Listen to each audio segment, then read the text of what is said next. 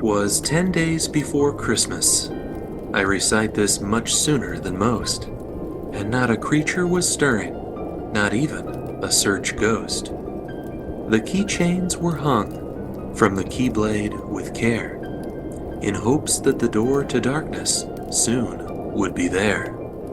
Sora, Riku, and Kairi were nestled all snug in their beds, while visions of Paopu fruit danced in their heads.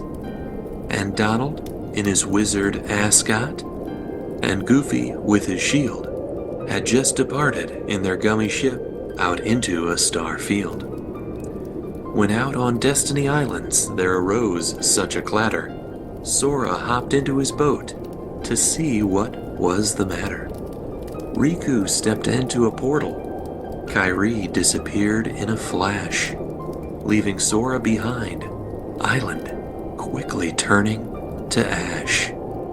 Now Peter Pan, now Tarzan, now Herc and Phil too. On Aladdin, on Jack, on Ariel, plus Winnie the Pooh. Smack Ursula's smug face, launch Jafar at a brick wall. Mash away, mash away, mash away, your X buttons all. Darkness this, keyholes and the hearts of worlds that. Ansem, seeker of darkness, hit me with a wiffle ball bat. Thus started a journey no aged millennia will ever forget. Equal parts wonder and misery, plus plenty of dumb shit. Wishing you happy holidays wherever you are. We've heard you pray for this podcast to start, and who knows, starting a new episode may not be so hard, or maybe it has, in fact, already begun. Nerd. You're listening to Bit Harmony, a video game music podcast. I am Matt. I am Seth. As you might be able to tell by that intro, maybe it was too highbrow, high concept for you if you're not a Kingdom Hearts fan. Avant-garde. Yeah, that's too good of a word for what we cooked up. That 'Twas the Night Before Christmas Kingdom Hearts crossover parody. Hey, we're doing a Kingdom Hearts episode. If you're a regular listener of the show and you don't know, if you've clicked on the title of this podcast, surely titled Kingdom Hearts, and you don't know we're doing a Kingdom Hearts episode, we're doing a Kingdom Hearts episode today, in fact. It's about time. Yeah, when did we first talk about Kingdom Hearts in this podcast? Was that like the second episode? Probably episode 1. Okay. Oh yeah, I had to guess. You're probably right. We did probably talk about this in the very first episode. The first time I remember it getting brought up was Wilk asking us in a voicemail favorite town themes or whatever. And we talked about Traverse Town there. We will talk about Traverse Town much more in depth here too. Mm-hmm. This is a long time coming. I actually did get around to replaying all of Kingdom Hearts 1, shockingly, sadly. You know what? I actually liked it more than I was expecting to like it this time, except for the end. That end segment is kind of hot garbage, but we'll talk about that. Oh, we can talk about that, yeah. We'll talk about it in a little bit. But yeah, that intro, that double stuffed intro kind of served as your intro and the first break of this episode. The music that you heard in that intro was Dearly Beloved, which is the main title screen music of Kingdom Hearts. Kind of become one of the most iconic songs in video games at this point. Yeah, pretty much. I mean, it's kind of hard to deny it. I mean, it's kind of like the Kingdom Hearts song, right? Yeah. Like, that's the song that everybody associates with Kingdom Hearts. I think Yoko Shimomura calls it like her best and favorite song she's ever composed, and like that makes perfect sense.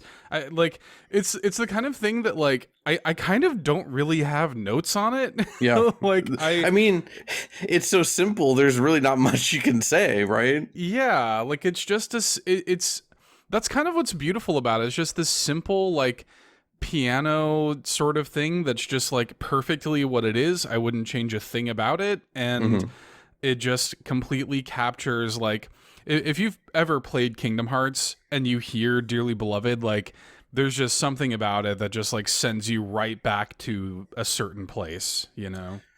Yeah, like I've been with Kingdom Hearts from the beginning. I was like hyped prior to it coming out, but I've been a hater of Kingdom Hearts since Dream Drop Distance. And we'll talk a little bit about other games in the series at some point, I'm sure. But despite all that, Dearly Beloved is still fantastic. I think, if I remember correctly, when I was like 13 years old and had my first desktop, my own, not like a family shared one, I set like Dearly Beloved to play every time I booted up Windows, and that got old within like 4 days, but it was really cool at first. I would be into that, but I will say, so we had like I hesitate to even utter this phrase because I fear the judgment this phrase that I'm about to utter is going to incur upon me. But we had a little bit of a like quote unquote gamer wedding, I guess. Okay. I was wondering what you were about to say. I was like, what the hell was this leading up to? It wasn't really like, it wasn't as if I wasn't wearing like one of those 8-bit ties or whatever. It wasn't like that. But there was like a light Zelda theming to it. Like our cake topper had Koroks on it, and it said "You found me" on it, and we hid Koroks all around the venue. We got married in a national park. And like my wife walked down to the fairy fountain theme and stuff like this, and our entire like playlist. I curated the playlist, and the vast majority of it was video game music, including several pieces of Kingdom Hearts music, including Dearly Beloved. It just like people who were there that did not know that it was a video game song thought it was just a really pretty piece of piano music, I've seen pictures of y'all's wedding, or at least like the venue and the Korok stuff. It does not. It's not like don't downplay it. You're not doing the gamer wedding. It looked pretty tastefully done. It was tasteful. Nothing you had to be ashamed of. I don't think it looked fine, but maybe I'm also a gamer. I don't know. Yeah, well, we're all gamers here. But some people turn their nose up at that. Some people think it's like, will you be my co-op partner for life? You be my player too. Yeah. It was when we got married. We didn't do a big thing for one. Like COVID was going on.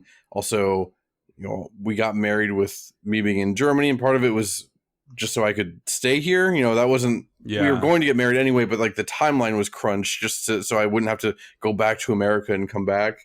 And so it was just like a state house wedding, whatever you want to call it, basically. And but we also had to get a translator because I don't speak fluent German, and way less so back then. So we had to get like an official licensed translator to come. And that lady she was very, very nice. She didn't want to be paid at all. Like we found her on the internet, and she's like, "Hey, I looked you up. I always look up my people contacting me trying to be my client, and in lieu of being paid, I would rather your wife give me art lessons." Yeah, it was cute. She was a real nice sweet lady. And then when we were leaving after everything was done, she's like, "So what are you two gonna do now that you're married?" And then Natascha and I kind of looked at each other, and we just were like, I think we're gonna go home and play Monster Hunter. It was right after Monster Hunter Rise had come out. Oh yeah, it's pretty much exactly the same. We were so tired after our wedding, man. Like that's it, and it's the kind of thing where like I didn't mean to get us off on a wedding tangent. But, whatever. It's the sort of thing where like people always say it's like that old cliche, like it's the best day of your life and stuff. It really is like it's fun. It's like a big party. Everybody that is there. Ours was pretty intimate, and like it was weird to see like the crossover of our two families and stuff, and you're like the center of attention. It's like a good day, but by the end of it, dude, like I had been up for like over 24 hours. Yeah. And it was like one of the most exhausted like I've ever been. So when we got home, I just passed out. I think I slept for over 12 hours. Yeah, like, sure. Yeah, it was insane. So it was fun. Yeah. We got Chinese food on the way home, and then we played Monster Hunter probably all day. It was great. It was fantastic. Yeah. I would go as far as say it was one of the better days of my life. but most of the days I've spent with my wife in the ensuing years have been pretty on that level anyway, especially when we're playing Monster Hunter. They all might as well just be one big great day, is how That's I pretty feel good. about it. Do we have any notes on Dearly Beloved? I feel like no. I definitely don't. Okay. No. It's just a really good song, man. It's just an iconic. I mean, yeah, it's one of those songs. Like what can you really say about it? I'm not gonna break down the time signatures of Dearly, but like it's Dearly Beloved. It's just one of those songs, man. With that said, I guess we'll get into our general housekeeping, though there isn't as much as there normally is. We do not have any new reviews or comments to spotlight, I believe. Shame on y'all.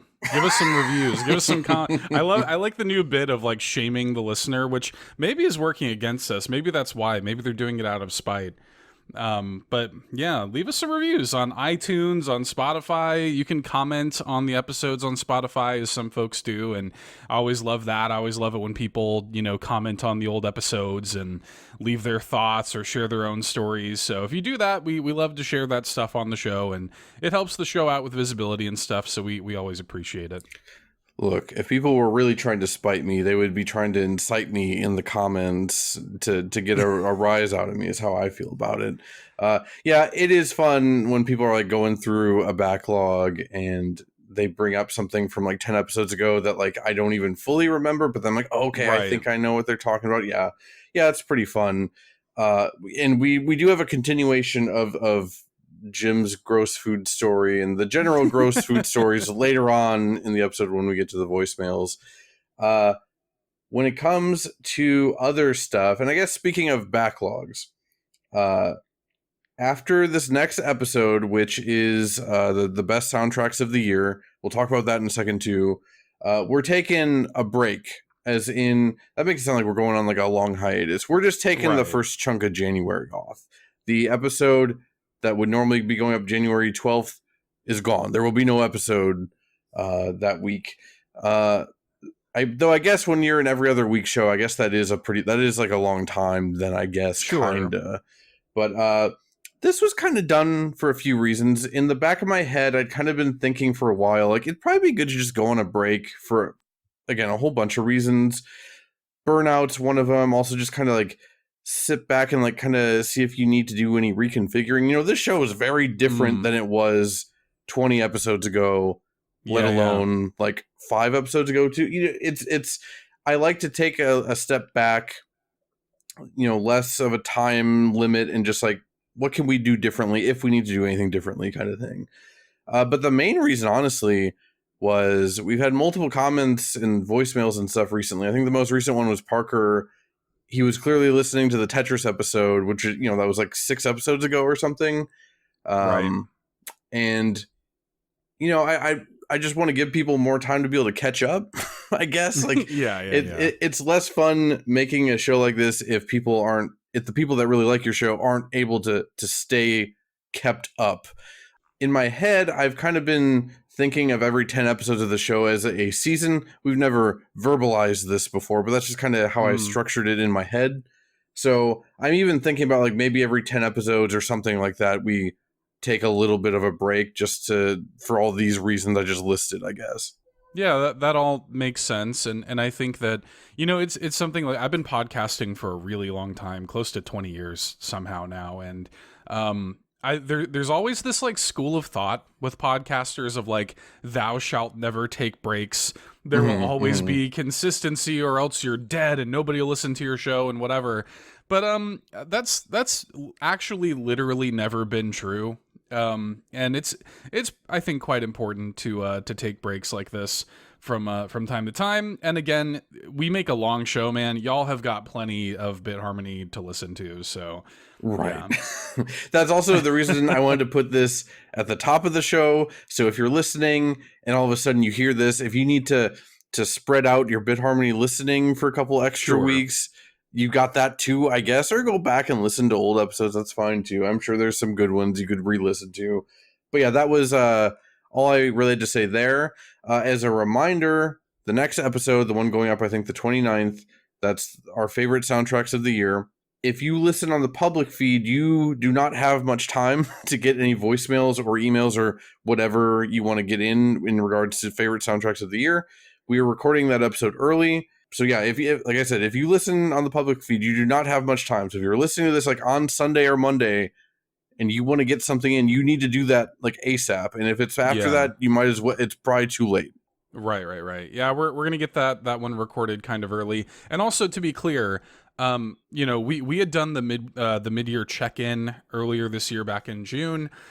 So we're like with our submissions and the stuff we're going to be talking about, it's going to be kind of like focusing on stuff released in the back half of the year, but y'all can submit whatever you want. Y'all can submit anything from this year at all. And we hope you do. We encourage you to do that. And especially like, if you've listened to the mid-year check-in and there's something that you feel like we missed or whatever, definitely send it in. I would love to get, that's the perfect opportunity for y'all to sound off. You can even sound off in the Discord, like right before we went live, I saw Phelan did a big old post about Tekken 8, which made me very happy, so we'll make sure to include that. So do whatever y'all want, just get your thoughts in as soon as you can.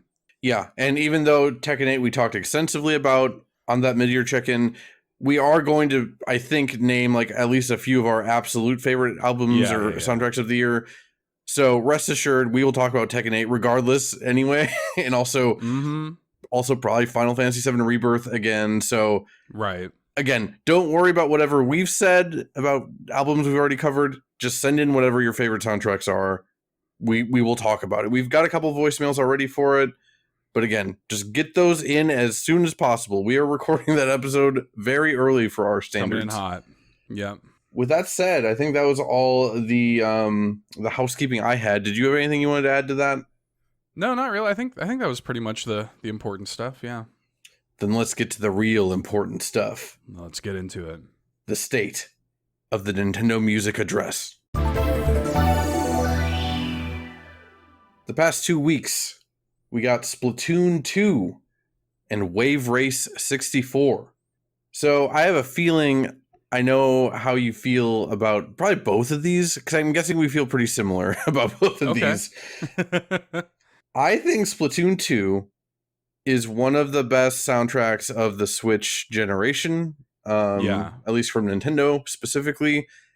I didn't realize how much I was missing Splatoon 2 on the Nintendo Music app until last week. Splatoon 3 also is a fantastic soundtrack, but like pound for pound, I think I like 2's a bit more. Yeah, I'm with you. I mean, especially the fact that they have like the Octo expansion stuff in there is a huge deal. I lost my mind. I wasn't sure if they would have included it, and they did. I was so happy. Yeah, that alone, I think makes this a great drop. I mean, I think in total, it's like 130 or 150 tracks or something like that. It's huge. A huge drop of music. And yeah, I think Splatoon 2 is probably, I think I would agree with you. It's tough, man. All of the Splatoon games have really, really great soundtracks. But yeah, overall, and Splatoon 2 is just old enough to be nostalgic to me as well at this point. So I have a little bit of Splatoon 2 nostalgia, I guess, coming into it. But it's great. It's really cool to have it. And it's one of those things where like you kind of didn't realize it wasn't on there. Right. Like I didn't realize how much I was missing this stuff. So it's really great to have it in the rotation. I do want to note real quick, Splatoon 2 was composed by let me move over here real quick. Toru Minegishi, Ryo Nagamatsu, and Shiho Fujii. And then the Octo expansion was composed by Toru Minegishi and Shiho Fujii. And I do want to shout out, Seth mentioned the Octo expansion. That was like the DLC story add-on that they did for Splatoon 2. As much as the base game soundtrack absolutely rules, it really is the Octo expansion stuff that like really stands like head and shoulders above the rest for me. Specifically, I have number 8, Regret, shouted out here. It is just super moody. I love how more hip-hop sounding Splatoon 2 is than the other two games, because like Pearl is more of a rapper in general, right? And like Regret, like I don't know, man, that is one of the all-time best Nintendo songs ever for me. It is fantastic. Isn't there a song? I don't remember what it's called. Is it called like Nasty Majesty or something like that? That sounds right. In Splatoon 2, man, that song goes hard, dude. That's like a crazy song. There was also this, I guess there was like some like hidden tracks on Nintendo Music that I think they've since removed from Splatoon 2's like trailers and stuff that you could only find if you specifically search for them. And I guess people found them. It wasn't listed in the playlist or anything like that. You could only find it if you searched for it. But I guess some people found them, and I guess it was a mistake because some of them were like game rips with like you could hear like the audio from the game in it. I guess it was uploaded by mistake, and they've removed it since then. But that was also kind of funny. That is very interesting. I'm not tuned into the internet enough anymore to hear about stuff like that, but that's pretty interesting. Yeah, it's always interesting getting like a peek behind the curtain of stuff like that, especially with Nintendo. You always, I don't know, I always think of them as very prim and proper, and like they don't make mistakes on that level. There's no mistakes, yeah. Right, but like, yeah, that's interesting. Hey, I would love if they uploaded supplemental stuff like that, like trailer audio and stuff. I would love if they added that to Nintendo Music. Yeah. When it comes to Wave Race 64, this was composed by Kazumi Totaka, one of the most prolific Nintendo composers of all time. I'd say probably just under Koji Kondo, probably. Yeah, probably. I would say so. Yeah. I don't think I realized that Wave Race 64 was composed by Totaka. I'm not the biggest Wave Race guy. My wife loves Wave Race 64, and what was the game people in Blue Storm or something like that? Yeah. She loves these games. The only time she doesn't have the expansion pack, so she can't play in 64 games on her Switch. She doesn't care. I like whatever. She isn't as interested in revisiting old games in the same way that I am. Sure. The only time she's used my Switch to play expansion pack stuff was when Wave Race 64 was added to the N64 app. I do want to shout out Drake Lake as my favorite song of the soundtrack. It rules. Yeah. It evokes in my mind, I don't know, just like a misty, like a Loch Ness kind of thing, like a Scottish loch or something. I don't know. It's really, really damn good. Wave Race 64 has a great vibe. Like, Wave Race 64 has such a... it's a fun game. Like, the game itself is fun, and I like Wave Race. I'm not a Wave Race super fan. I know Sean, if Sean's listening, he loves Wave Race. Wave Race 64 in particular is, like, one of his favorite games. So I know that he was really excited for this, but...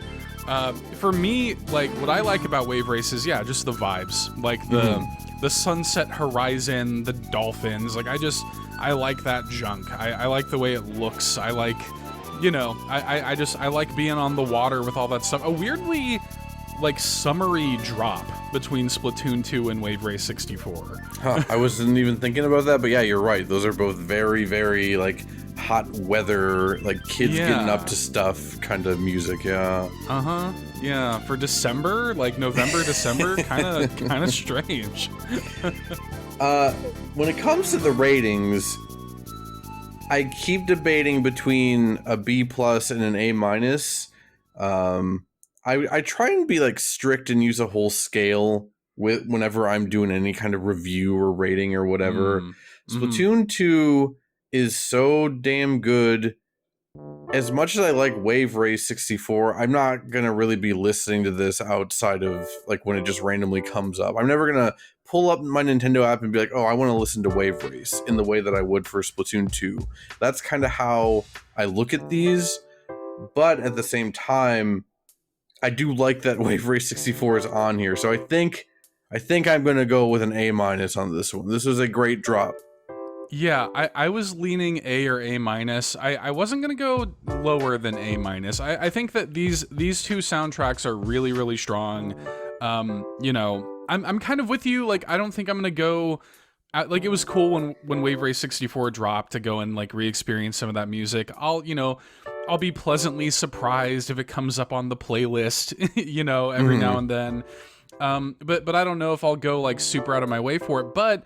yeah, I love that it's on there. I think it's a great, like, non-obvious soundtrack to go on there as well. I really like... it's not, Wave Race 64 is not like some underrated, off-color Nintendo gem or something, but it's still a little less obvious than, say, Majora's Mask or something like that, So I kind of like that about it. And yeah, Splatoon 2 just kind of speaks for itself. So yeah, I was thinking A or A minus myself. Yeah, Splatoon 2 for me, just like, that might be the best one that they've like added since the initial launch of it. It's either that or Wii Sports for me. I was gonna say Wii Sports, dude. Yeah. Mm-hmm. Hey, we get all the sound effects for the segment from Wii Sports. It's too Dude, good. I hold Wii Sports on a total pedestal. I have no shame about it. I think for me, Wii Sports is like, it's really good and I love it, but like, there is a lot of nostalgia attached to it, whereas like Splatoon 2 is just like, no, this is just fantastic. I don't care. Like, even though I am, I guess, getting close to being nostalgic for Splatoon 2, it is just like objectively, like, nothing is being clouded for me. It is just that good, I guess, is how I'm approaching it. But yeah. And so much more of it too. Yeah, that's true. That's true. With that said, that has been your State of the Nintendo Music address. And I guess we're going to go and do our first like real break of the episode then, getting into the actual subject of the episode way sooner than usual. So wow. It's probably good. It's probably good in this case. So for your first break this episode, we've got Simple and Clean Ray of Hope Mix from... Okay, I don't remember. Was this Kingdom Hearts 0.8 or 2.8, or was it 0.8 and then 2.8 was like the HD compilation name of it? Yeah, there was the 2.8 final chapter prologue was the kind of like almost like, I don't want to say demo, but it was leading up to Kingdom Hearts 3 where you play as Aqua. Mm-hmm. And it's like this kind of little, couple of hours experience where you kind of get like a feel for like Kingdom Hearts 3's combat in like simpler terms and stuff, and kind of got to see the engine and stuff like that a little bit. So that's where this comes from, and they kind of released it all around the same time, sort of. I think it was 2017, if I'm not mistaken. They kind of just like released all of that stuff. That sounds right, but what I'm specifically asking is, I remember this being called 0.8, but this is listed as 2.8. I don't know if this is... Whatever, it's Kingdom Hearts. This is Kingdom Hearts, dude. It's listed as 2.8, so we're going with that. And then Destiny Islands from Kingdom Hearts 1. So again, that is Simple and Clean Ray of Hope Mix from Kingdom Hearts HD 2.8 Final Chapter Prologue. and Destiny Islands from Kingdom Hearts 1, and we will be back.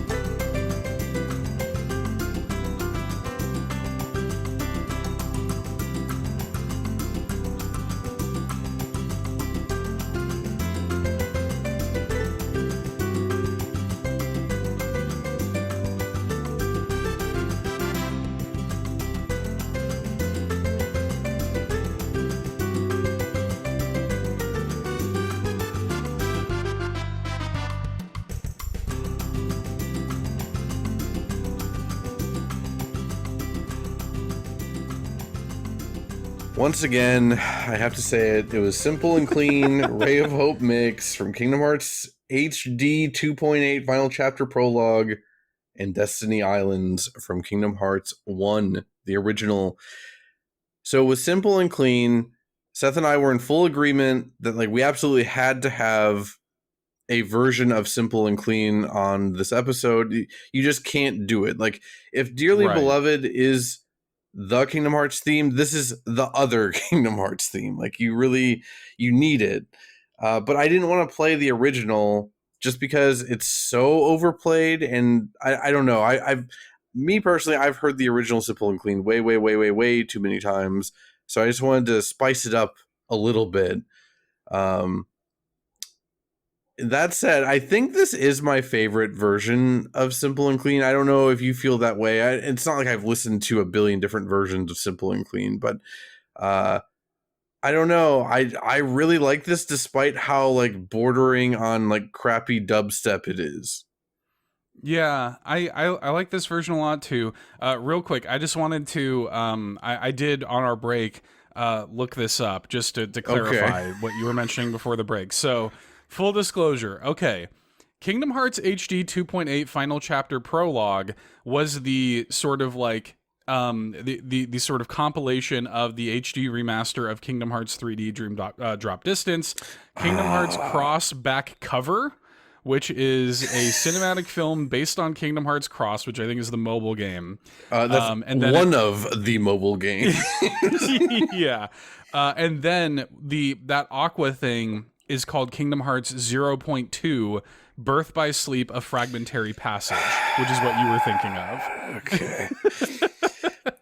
So, well, it's funny because I understand why it's named that, because like, it's taking place between Birth by Sleep and Kingdom Hearts 1, and it's showing you what was going on with Aqua trapped in the realm of darkness between those games or whatever. Yes. I understand it, but it's really dumb. Can I just really also quickly shout out that in the opening chapter of Kingdom Hearts 3, like they give you a title card, like a late title card, but it's like Kingdom Hearts 2.9 or something.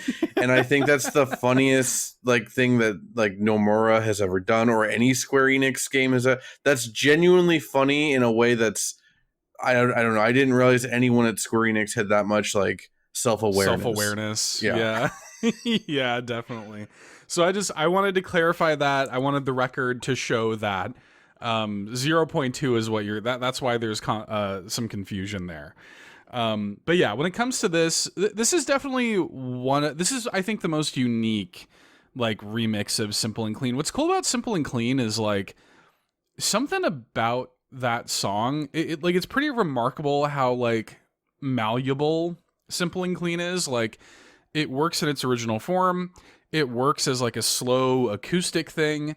It works as this kind of like, like kind of mid to late 2000s kawaii club song, you know? Mm-hmm. Like it works as a lot of these different things, and it's cool. And yeah, this kind of comes right up to the edge. I mean, you know, Hikaru Utada, they are like a pop star, you know, and so it's kind of nice to have a version of Simple and Clean that kind of sounds like, I don't know, like something like more modern and poppy, I guess, than the original Simple and Clean. Like this, I don't know, this kind of gives it a little bit of that energy. It's very danceable, you know, like it's just kind of fun. Like it's fun. Like it's just a fun, danceable, like, again, very like I think of like 2015 to sort of like 2019, you know, there's a lot of this kind of stuff going on.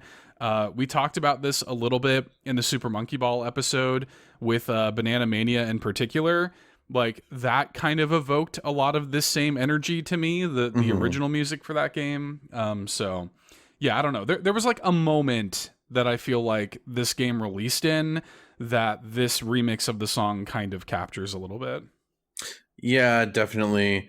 Real quick, I know this is not a Kingdom Hearts 2 episode, but we're going to inevitably talk about some other Kingdom Hearts stuff, as we've already done. Sure.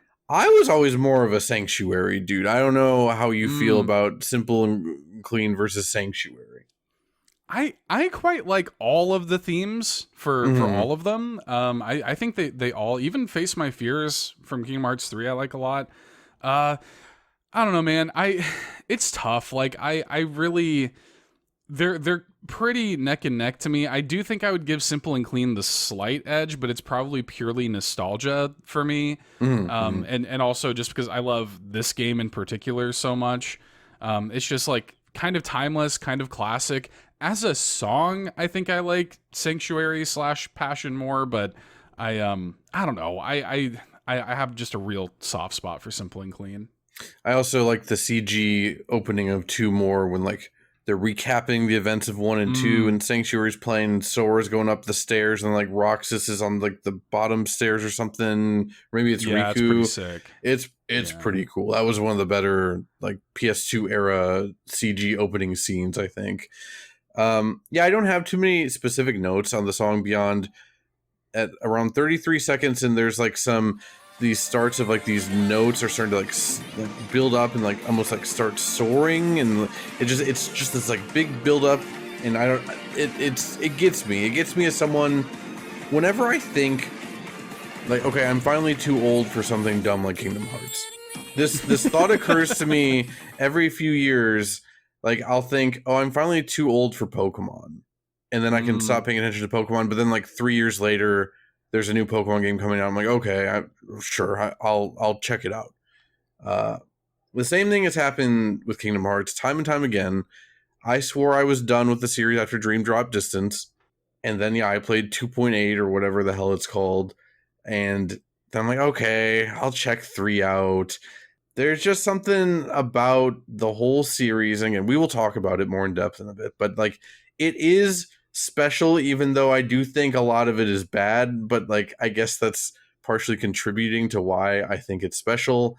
So this, to me, when I first watched the opening CG intro of 2.8 or 0.2, it hit me really hard from a nostalgia perspective, because it felt like we're telling this story. We're finally about to do Kingdom Hearts 3. This is like the little introductory chapter, almost tech demo, but we are advancing the story, and we're revisiting Simple and Clean and remixing it. Like, that felt really big to me at the time, and it was a big moment of like, all right, you got me. I'm back in. Like, let's go. Let's see this journey through. And I will say, immediately after finishing Kingdom Hearts 1, despite how annoyed I was with a lot of the endgame stuff, I immediately watched the Kingdom Hearts 4 trailer again. I'm like, all right, I'm probably going to play this. Yeah, I mean, like, and again, we'll get into this, I'm sure, in much deeper order the deeper we get into this episode. But I've had this kind of moment with Kingdom Hearts kind of my whole life, where this game and this series meant so much to me when it first came out. This was like the first game that I ever truly got obsessed with, like deeply invested in a real way, where like I felt like I had so much at stake, like with this series. And it's to the point where I'm always gonna play every new Kingdom Hearts. I'm just kind of in, and I'm with you. I've had these moments where like I play a Kingdom Hearts game and I'm like, well, that sucked and this is stupid, and a lot of this stuff is objectively bad, right? But like, there's something about Kingdom Hearts that just like, I kind of jokingly, but only half jokingly say like, I'm gonna keep playing Kingdom Hearts games until one of us dies, either me or it.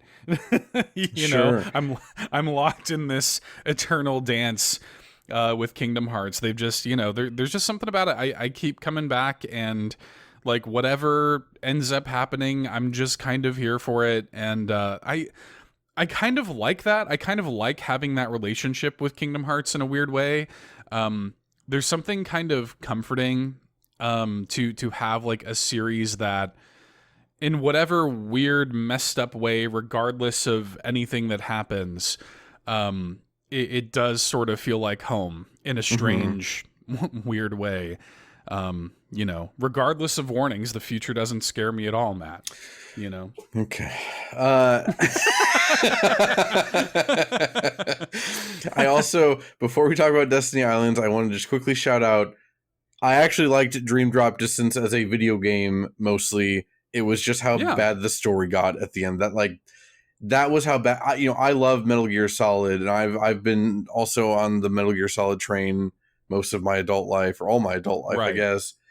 So like when I'm saying Dream Drop Distance went too far, like that had understand what I mean. Like it was way too dumb even for me. I love anime. I love all this dumb stuff.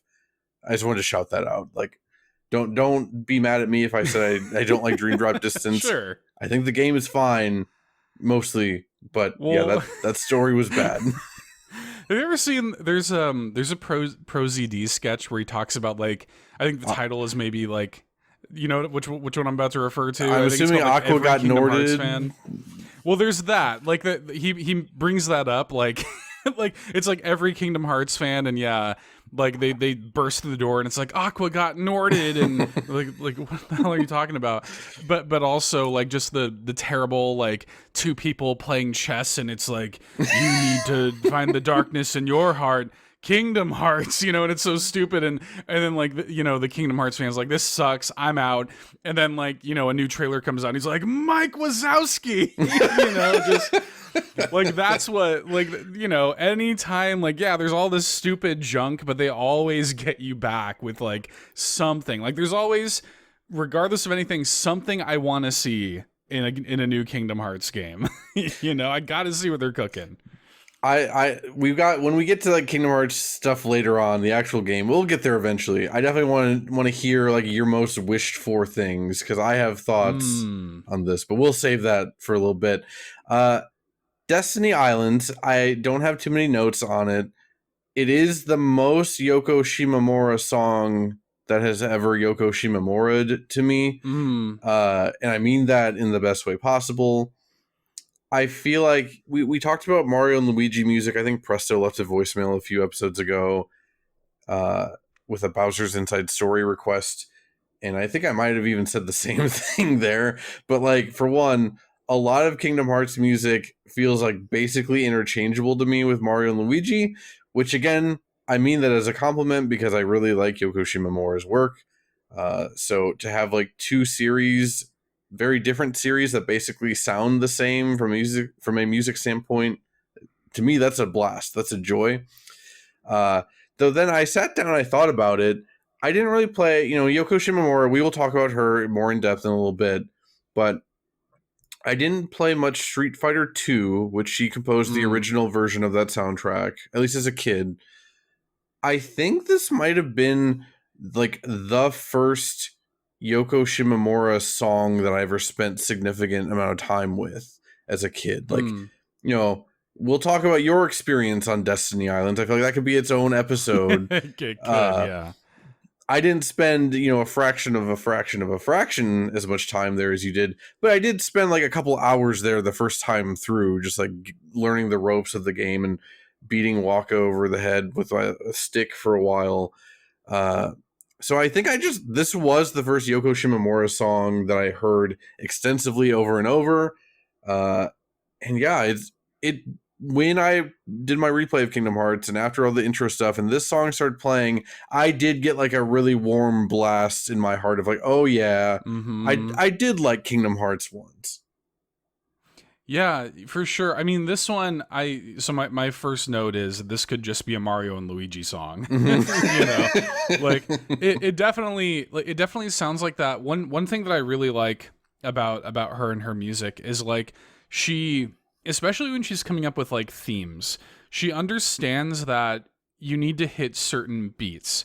Like this song hits all of those islandy beats that you want from an island song. Ukulele tones, like little marimba wind key tones. Like you want that sort of stuff with any island theme. But then she just has this way of kind of like keeping you guessing. So like this song has got like a bass line to it. Of course, the trumpet in this song goes crazy, which like it doesn't need to be there. Like that's not an obvious thing that you would stick in an island theme. But like it just kind of, I don't know, manages to feel exciting. Warm, nostalgic, summery, beachy. It's got all of those things, but like, I don't know, like it just kind of, it goes to these kind of like unnaturalistic places. And I really appreciate that. about a lot of her music in general, but this one is a great, it's a great like first song, especially after the opening of Kingdom Hearts 1, which is so like choral and like cathedral, you know, kind of vibes and stuff. Like that game opens with that really strange, like, you know, picking and choosing like your like the staff, the sword, or the shield and stuff, getting like the combat tutorial. It's so like, you know, juxtaposed to what you're about to experience on Destiny Islands. Right. You know, that like it kind of makes the song hit all the more in context. So yeah, I don't know. This is like, you know, it's just a great opening theme. It's a really good first level theme, or second level theme, I guess, in this case. Like, yeah, when you start up Kingdom Hearts, like, you're floating on these like stained glass windows of Disney princesses and fighting a giant demon while like a choir is Latin chanting in your ear. It's very weird. Even by today's standards, I think this intro is it is the most Tetsuya Nomura thing that has ever Tetsuya Nomura. Right. Learned a lot about him in doing the research for this episode too. But yeah, I think that's all I got for notes on Destiny Islands. I found I didn't have that many notes for most of the songs, really. Sure. It's all just good. It's all just good RPG music. Are we ready then to actually start talking about Kingdom Hearts as a video game? Let's get into it.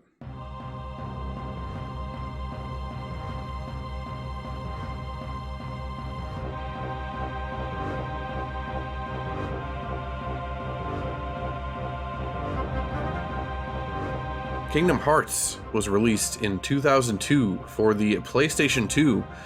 Also, the Final Mix version came out as a Japan-only exclusive that same year. I didn't remember that was like the same year. Do you remember like reading about Final Mix versions and stuff that like we never got over here? Like, I remember Final Fantasy X had one of these back then. I was very jealous. Yeah. There's like teases of Final Fantasy X-2 before they announced that. I remember being very upset at the time with that kind of stuff. Like, because they add significant stuff. Like, they add boss fights and cutscenes and stuff. It's not just like a little redo. They add a lot of stuff. But us stinky Americans, we had to deal with the normal PS2 version until, I believe, the HD ports on PS3. So that was what, like, over a decade later, something like that? But yeah, the HD versions of Kingdom Hearts 1 and 2 are both based off of their Final Mix versions. I would have to look stuff up. I didn't want to get that nitty gritty and look stuff up, but I remember Kingdom Hearts 1, as hard as that game can be. I do not remember it being this hard. And it's not like, I'm not like 60 years old. Okay. Like I could still play video games. Like, I was level 60 at the end of this game, and I still was dying in 2 hits. I don't remember it being like that. Yeah, so I think some of that is the Final Mix version, which did introduce a lot of like balance adjustments. There are little weird things that they change, like even balance adjustments to like things like the currency. Like, for example, and I'm sure we'll get into this, but one of the things, like when you beat Riku X amount of times on Destiny Island in the beginning, you get a pretty stone for doing it. And like even like the currency value of that was changed for Final Mix.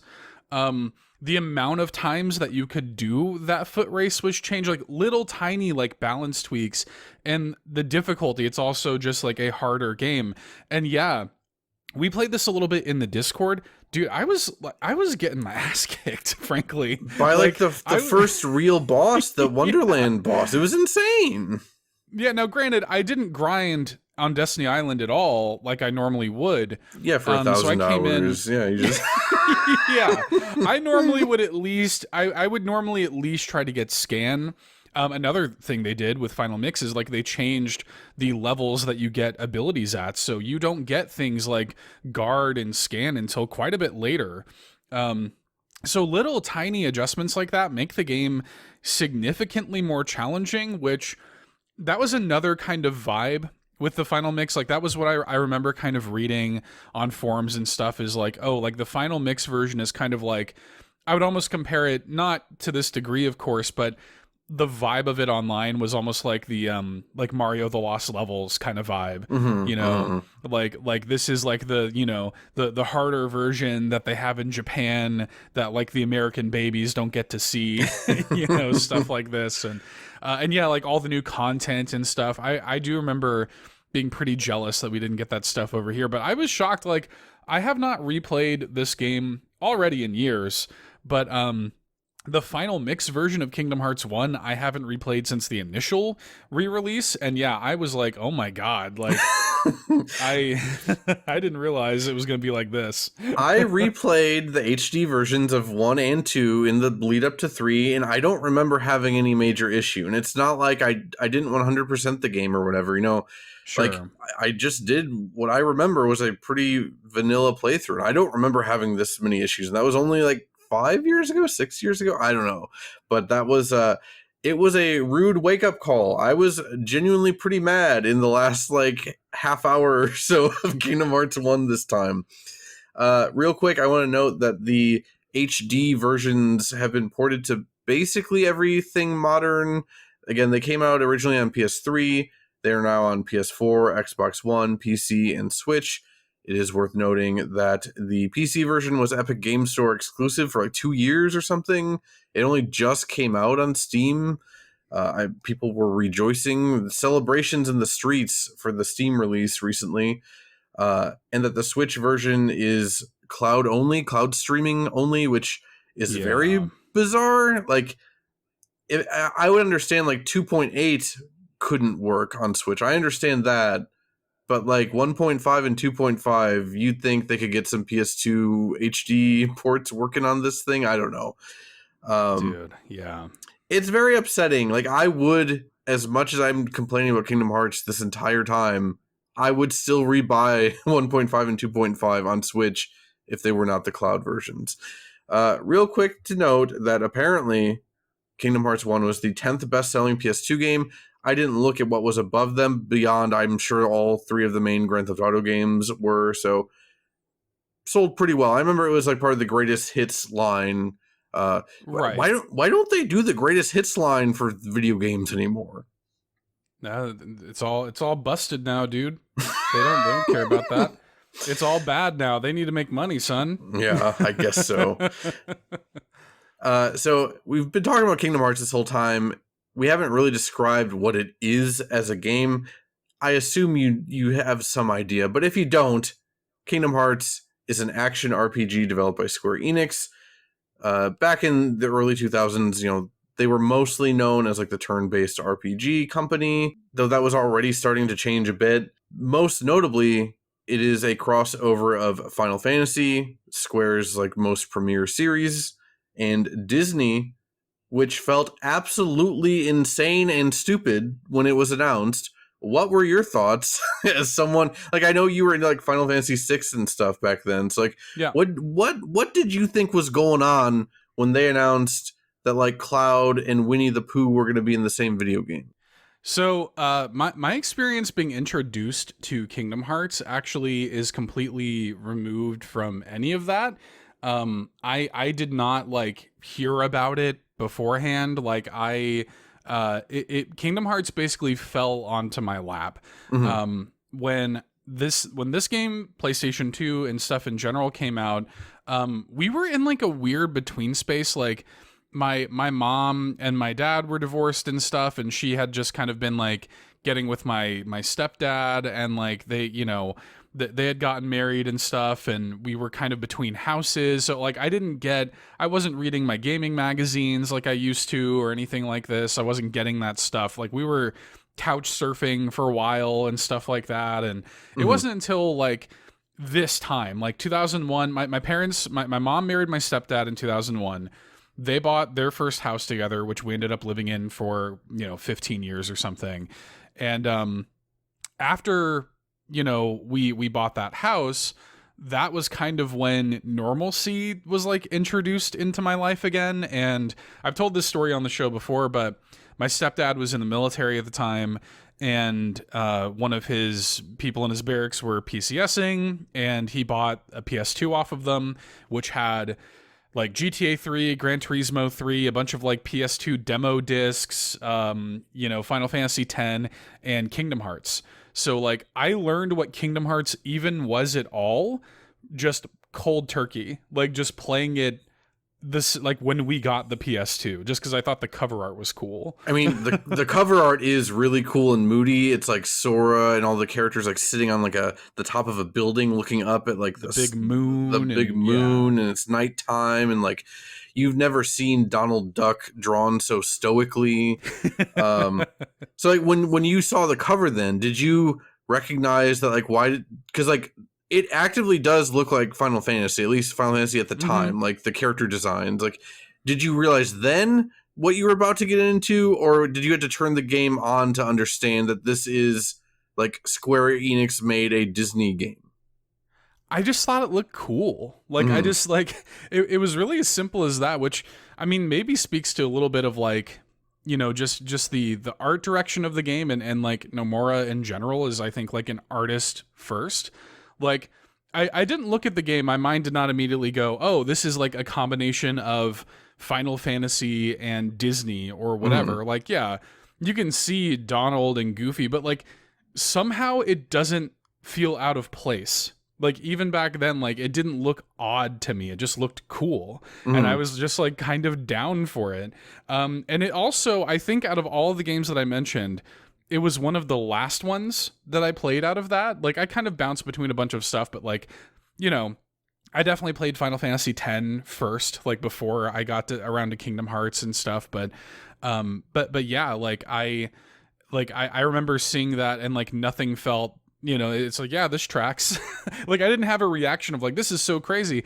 And it wasn't until after the fact, because again, in this period of my life, I didn't even really have access to like TV or anything. And so after the fact, like once we got it, Kingdom Hearts still relatively new, you would see Kingdom Hearts ads on like the Disney Channel and stuff. I remember that. Yeah. So yeah, it kind of, I became more aware of it like after the fact, but coming into it, it just felt, I don't know, it just felt natural. Like I never even gave it a second thought.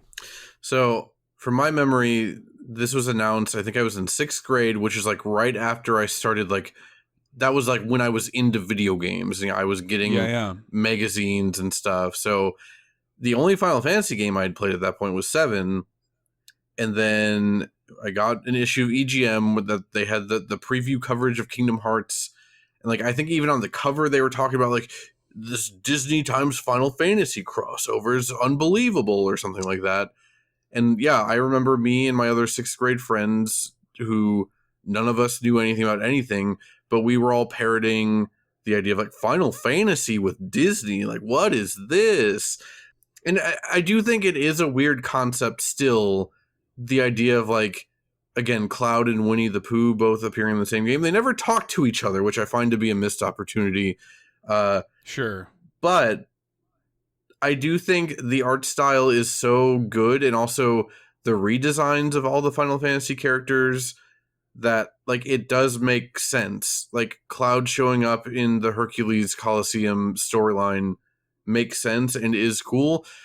We'll talk about it more later, because I definitely want to like spend time on the Final Fantasy representation and the Disney representation. We'll save it a little bit, but yeah, I just wanted to hear what someone else was thinking. I had never even thought about it, but there's probably millions and millions of people that just like played this game without even knowing what Final Fantasy was, and might not even be aware that like Squall and Aerith and whatever are from other video games. I'd never even thought of that until right now, which sounds very dumb, but that's an interesting idea to me. So yeah, Kingdom Hearts as a game, it is basically a hack and slash action RPG. You will be pressing the X button a lot. You will wear that sucker down this game. Especially if you don't level high enough for the final area. No joke, it took me like 45 minutes to beat the final set of bosses, which to be fair is like 7 phases, and each one has like 8 health bars. You gotta like pop his pimples and stuff. Yeah, but before you can even pop the pimples, you just have to whack him.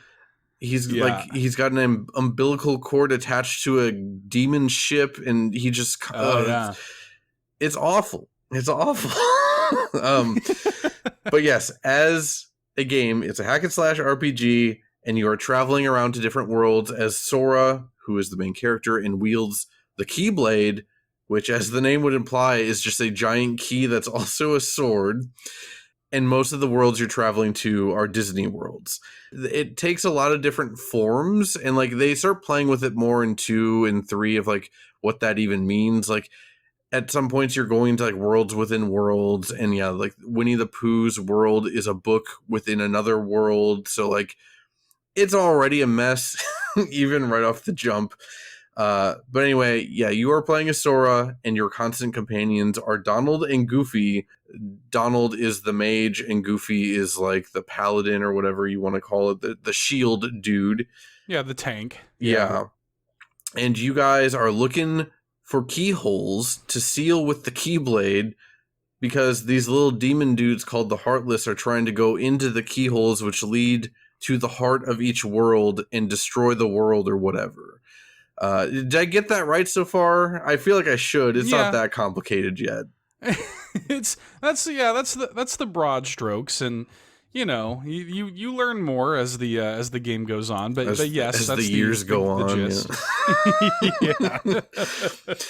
So yeah, you as Sora and Donald and Goofy, you are fighting little demons called Heartless and sealing keyholes, and then you are also looking for Sora's best friend Riku, Kairi, and then Donald and Goofy are looking for King Mickey. Yes, that's Mickey Mouse. You don't really get to see Mickey until Kingdom Hearts 2, besides for like 2 seconds. It's a shame. And again, as we keep mentioning, this is a very, very basic summary of the game. Now, granted, Kingdom Hearts 1 does not delve into the stupidity the way that even immediately, like the immediate following games, Chain of Memories and 2 do. I think one of the reasons I actually still mostly like 1 is because the story isn't so melodramatic. It is melodramatic, but in a straightforward way, and there is not a million different universes, and there aren't like nobodies, and I don't like immediately what they did with the story. I like that in Kingdom Hearts 1 there's like this squad of Disney villains led by Maleficent that are controlling the Heartless, or like so they think, but then it turns out like the main villain is working behind the scenes or whatever. Yeah, that's a good enough setup. Whereas in 2, they replace the Disney villains with Organization 13, and those dudes are just a bunch of damn dorks. Right. Yeah, they're a bunch of dorks with like counterparts where their names are jumbled up, but also there's an X in it. Like, yeah, it's pretty dumb.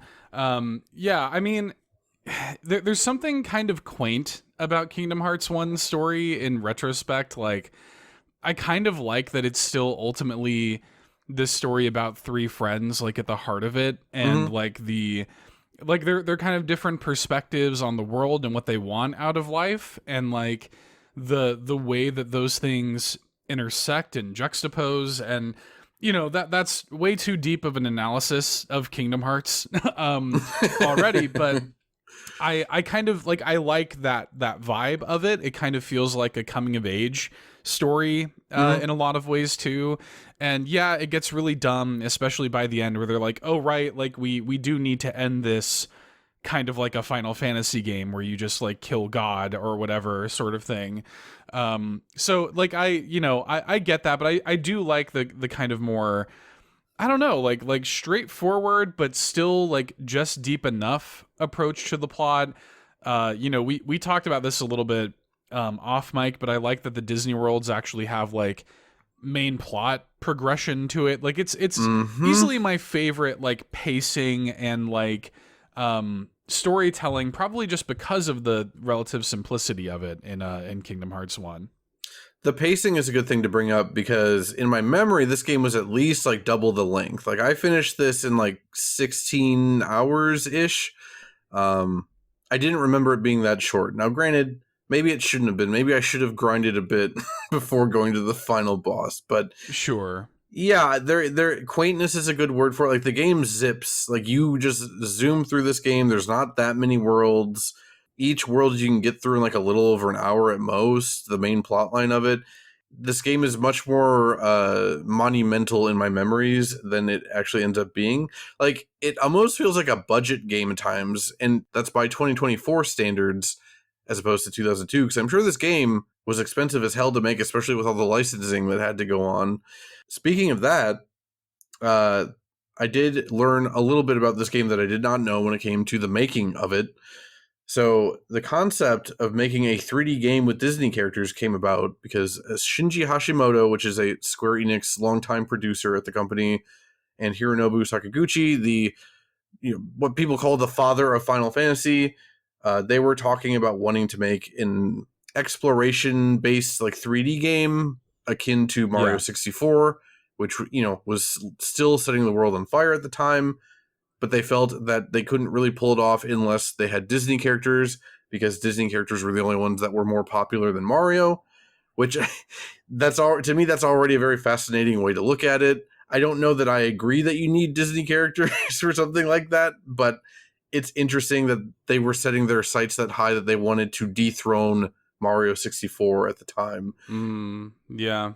I always wondered if this story was apocryphal, but it sounds like it's actually real. The idea, they were able to pitch this idea to Disney in a literal elevator pitch because Square Enix and Disney in Japan shared an office building, and Hashimoto happened to be able to pitch a Disney executive in an elevator real quick. That's amazing that something like this happened because of that. Just very, very neat. I'm glad that story was not apocryphal. Tetsuya Nomura volunteered to be the director, which was his directorial debut. This is what I found most fascinating, learning a little bit about Tetsuya Nomura's career. He actually started at Squaresoft as a debugger on Final Fantasy IV. So, like, he wasn't even at the company for art stuff. Like, he was just a full-on, like, he's like a code monkey kind of thing. Had no idea.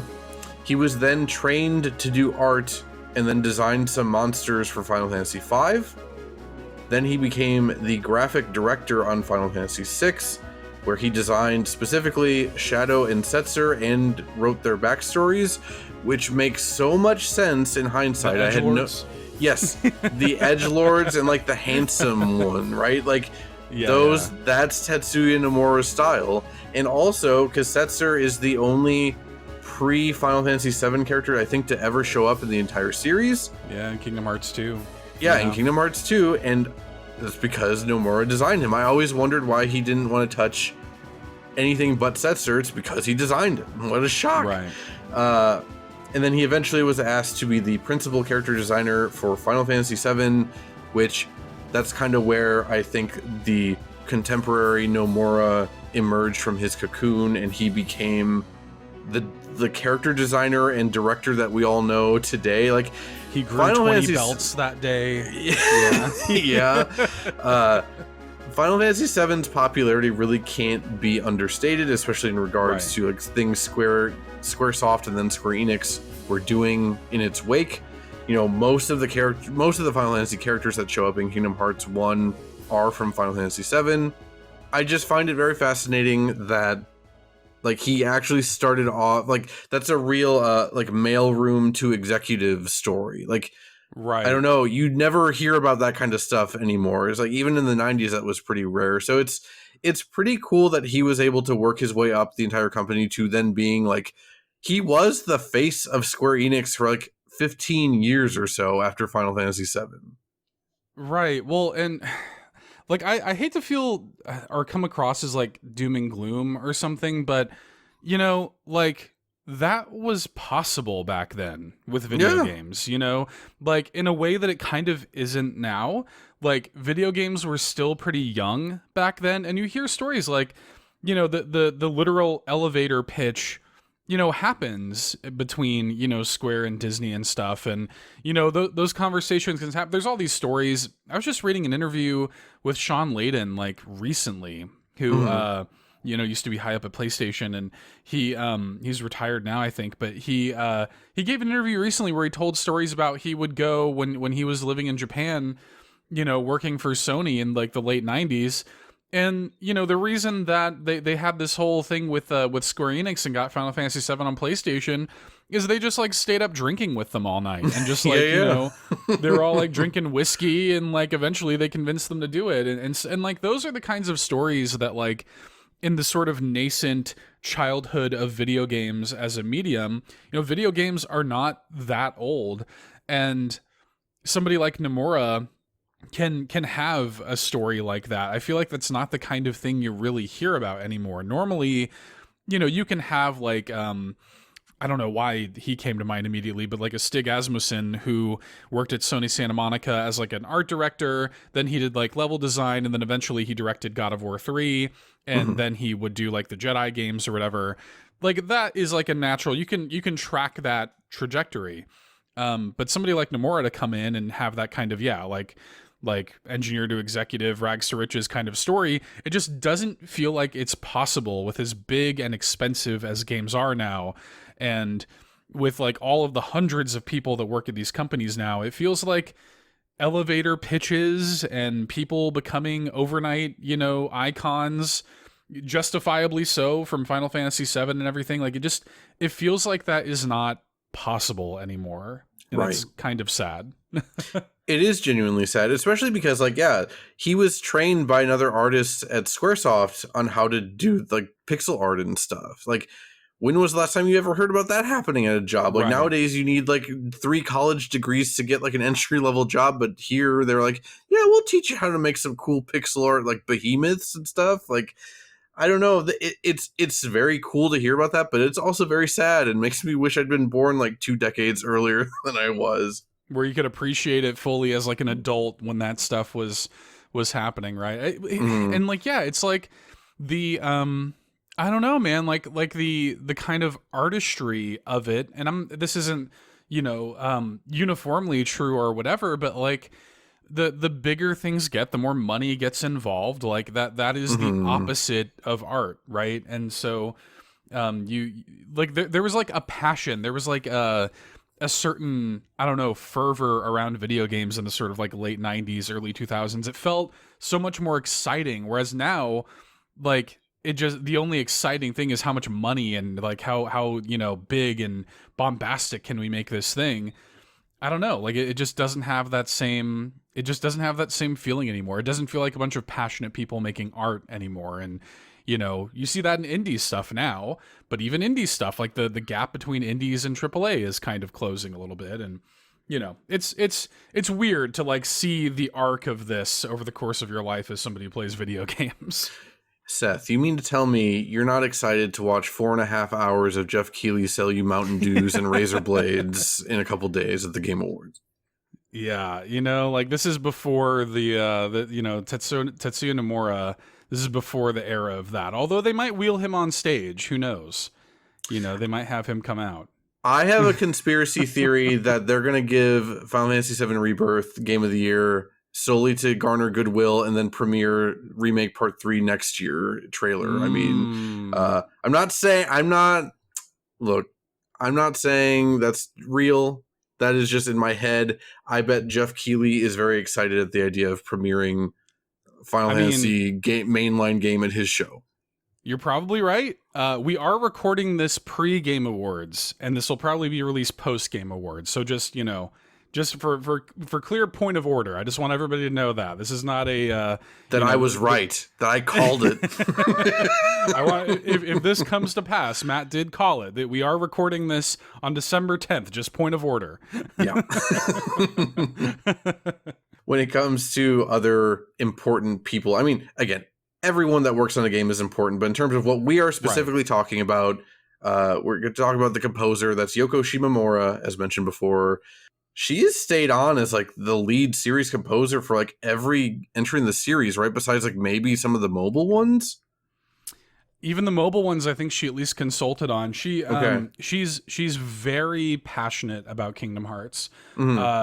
I've read and seen like a lot of like this is definitely, and it could be because this is just the one where, you know, she was really kind of, I guess, actively involved. Not that she wasn't the lead composer on a lot of different things before with her time at Capcom and stuff. You mentioned Street Fighter 2 and stuff like this, but I don't know, man. Like, I feel like she just has a special connection to Kingdom Hearts. She goes out of her way to mention how much Kingdom Hearts means to her, basically every chance that she gets. So I think that she feels a certain ownership over Kingdom Hearts, and justifiably so. Like, Kingdom Hearts is definitely what I think of when I think of her. And there are a lot of composers, even with Mario and Luigi, like, I associate her with Mario and Luigi, certainly, but when Brothership came out and she wasn't the composer of that, I wasn't that upset. But if Kingdom Hearts 4 comes out and Yoko Shimomura is not doing the music, I'll be upset. Like, that'll make me mad. I don't want there to be a world where a Kingdom Hearts game exists and she's not composing for it, or at least involved in it in some way. It just feels like she is such a crucial part of Kingdom Hearts. I don't remember what I was looking up. This is probably for an episode like months ago at this point that we vaguely talked about Yoko Shimomura for 2 seconds or whatever. But I remember reading an interview with her where she was saying that she really, back then, she was really looking to compose for RPGs. And I think that's why she got involved with Mario RPG, then Mario and Luigi, and then in Kingdom Hearts. She also composed Square in general.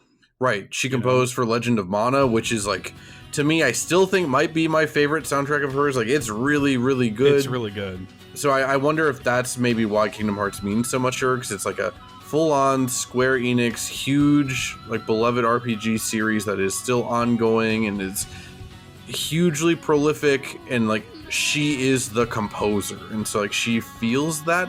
I wonder if that's what it is, or maybe she just likes dumb stories. I don't know.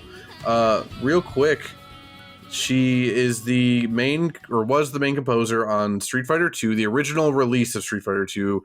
They did rearrangements with other composers for later releases and stuff, but the original composition work, that was Yoko Shimomura, which is insane to think about, like how iconic that soundtrack is. Guile's theme, like, I mean, okay, dude, like all of them, basically all of them. Like, I'm a big Ken's theme person myself, but yeah, she also did Mario RPG, all of the Mario and Luigi games besides Brothership, which just came out like a month ago. As mentioned, Legend of Mana. I didn't realize that she also worked on Xenoblade Chronicles, the first one, until I was doing this research. Which, I mean, I love Xenoblade Chronicles, all 3 of those soundtracks. Well, technically all 4, but I didn't realize that she was involved with the first one. Like I said, she's kind of been like, she's been all over the place. She's done so many games, so many super beloved games. I would say, like, not that I'm like the type of person that wants to sit here and be like, hey, what's your Mount Rushmore of like video game composers? But I feel like she kind of would have to be on basically anyone's Mount Rushmore of video game composers. Yeah, no question. Yeah. Worth noting that, like, in Kingdom Hearts 1 and probably most of the mainline games, like, there are she does some rearrangements of Disney songs. Like, you hear that in like Nightmare Before Christmas and Little Mermaid. Like, she is doing some rearrangements and whatever, but like, it is mostly original. Like, the Aladdin music is original. There's multiple worlds that aren't Disney related that just fully original. So there is a little bit of Disney arrangements in here, but there's not that much. Also, the original work is way more interesting than hearing like MIDI versions of like Under the Sea and stuff. Anyway, to me at least. Sure, yeah, but I think she also kind of understood that, and I don't know how much of this came from Disney or if this just came from her, but she probably understood at a certain point that, like, when you're in, Nightmare Before Christmas, Halloween Town, like, you probably should hear This Is Halloween in some regard, like, I think she probably just kind of got that, although I agree with you, it's by far the least interesting of any of this stuff. And I find, like, when you come to something like Aladdin, where you're not going to work a whole new world or Friend Like Me into overworld music or whatever, so she can kind of look at that and make like her own stuff, and to me that's far more interesting, But while we're on the subject of Yoko Shimomura, did you want to shout? I know, she's like what, your number 1 or 2? I think you said before 2. Yeah. Like, did you want to shout out any specific things that we haven't talked about yet, or have talked about but not as much as you wanted? Oh man. Well, shout outs to Live Alive, which has a great soundtrack. I mean, Megalomania is an iconic song, which is really funny. Live Alive, I think, was the first game she worked on for Square Enix. Okay. And for her to come out the gate like with that soundtrack is pretty wild, and it's really funny if like you're an Undertale fan and you know Megalovania. If you listen to those tracks side by side, it's a very clear Megalovania is a very clear reference and inspired by Megalomania. So shout out to Live Alive. You know what's really underrated is she was the composer of Parasite Eve, and that's a pretty underrated soundtrack. I feel like a lot of it is kind of like, you know, horror stuff, which is really fun and unusual for her, but also there's some real, I'll have to send you something maybe to play under the background. There's some real kind of like funky, like kind of jazzy, I don't know, man, like some real kind of like smooth getting up to something music in Parasite Eve. There's some good stuff in there. That kind of makes sense. I've never played Parasite Eve. I don't know if I've ever even seen footage. I've definitely never heard music from it. But like I get the sense, yeah, it's like horror, space noir kind of. So that makes sense that it's like there's weird funk in there on top of everything else. Right. Yeah. When you look her up, people do often cite Parasite Eve. I just didn't bring it up here because I've never heard it myself. So it's good to know that it sounds pretty damn cool. Okay, I haven't played Parasite Eve. I played it on my Vita, whenever that came out. I haven't played it in a long time, but I imagine it still in some ways holds up. The game, like Transistor, was very directly inspired by Parasite Eve. Like the combat of Transistor is pretty much an evolution of Parasite Eve's combat, like that kind of, you know, like move around in a field, take your action, you know, that sort of thing. I feel like it would probably still hold up pretty well. I would love it if they did like a sort of modern, you know, HD kind of reimagining or something of Parasite Eve. It's genuinely a very cool little franchise. Didn't they make like an action game of it, like on the Vita or PS3 or something, and people hated it? PSP, I think it's called like the Third Birthday or something like that. I remember when that came out, and yeah, people didn't like it. I should probably compose for that too. But I mean we mentioned Street Fighter 2. I am a big Final Fantasy 15 defender. She also did the music for that. That soundtrack is also really good. I really enjoy Final Fantasy 15. It's a very flawed game, but I really like it, and it's very, you know, like that has a lot of Kingdom Hearts energy to it, frankly. She also did the music for Radiant Historia, which is another really good RPG on DS and 3DS, and I liked that soundtrack a lot too. So those are a few off the top of my head. And we already talked about most of the other ones that I had written down, but I want to emphasize that her rearranging her own music in the Mario RPG remake was fantastic.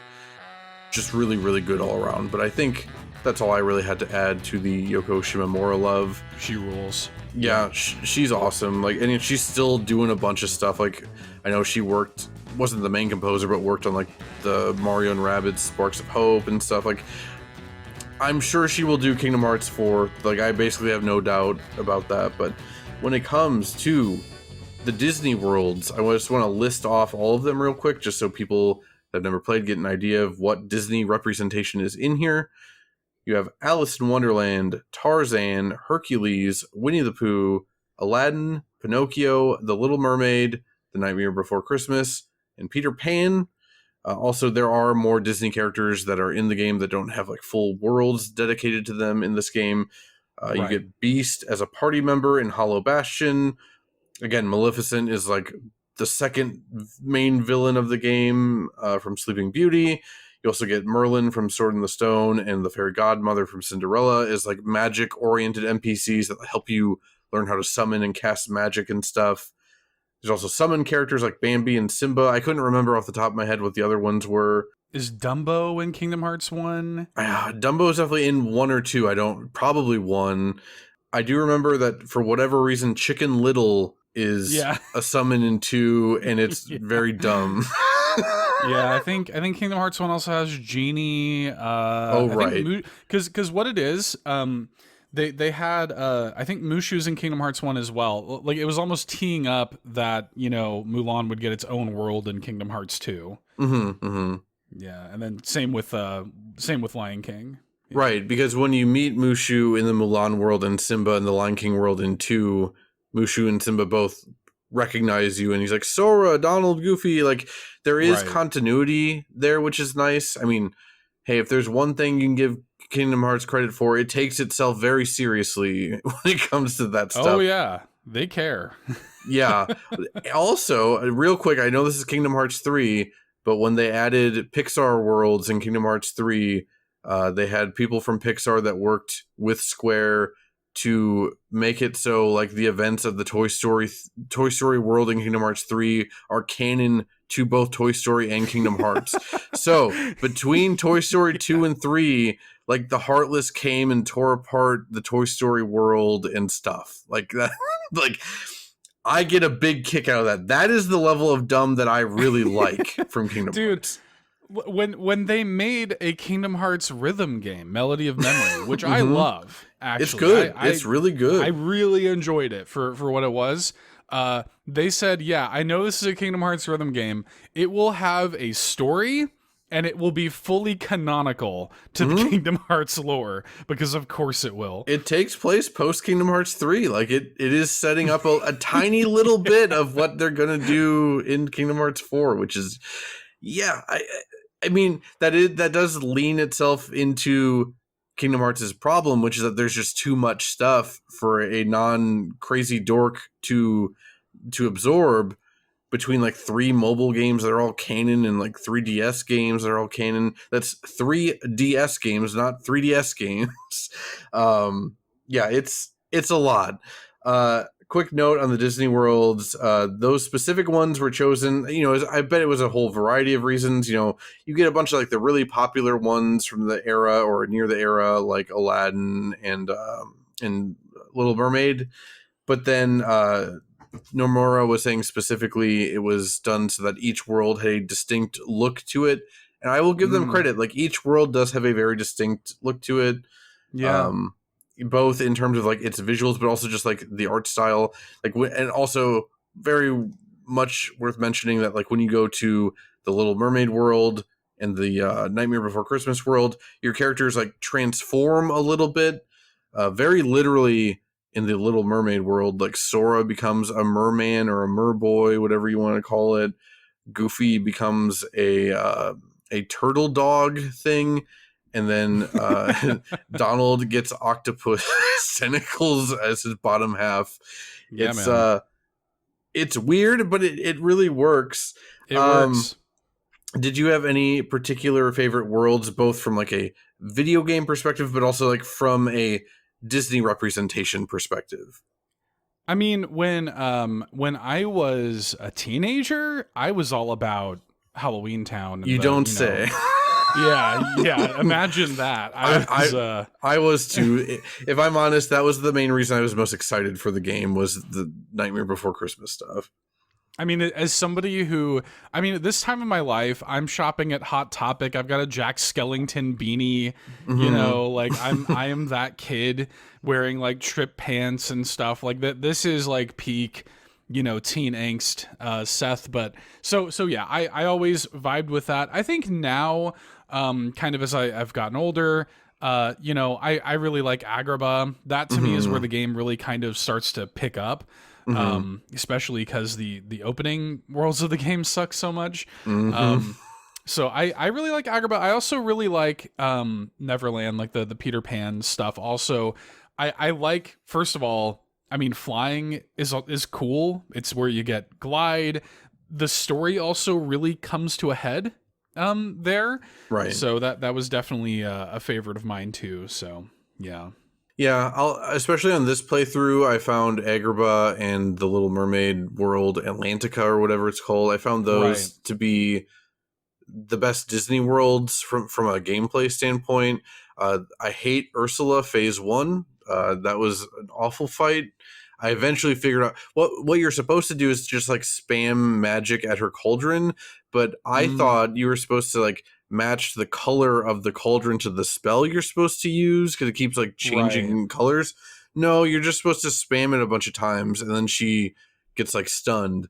So she's twirling around like an idiot constantly, and then her two eels are like hissing at me and everyone's dying and I'm constantly trying to heal. All I needed to do was just throw some fireballs at the damn cauldron, but it took me like 15 minutes to figure that out.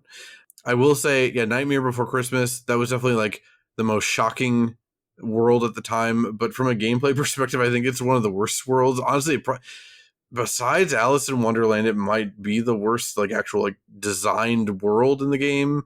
You're just kind of running around a bunch of like flat areas. Like Kingdom Hearts 1 in particular has this real bad habit of like half the worlds are literally just like 4 rooms and they're not particularly interesting rooms.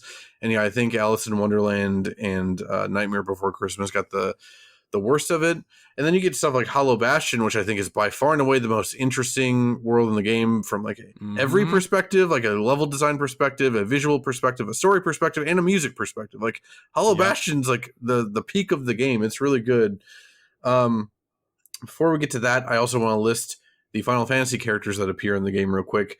That would be Tidus and Waka from Final Fantasy X, Selphie and Squall Leonhart. I couldn't remember that his last name was Leonhart. I had to scroll through my notes real quick. In this game, and he doesn't want to be called Squall for whatever reason, but they never address it. I don't know. I never played 8 all the way through. I don't know if that's addressed in the story, but yeah, Selphie and Squall from Final Fantasy 8.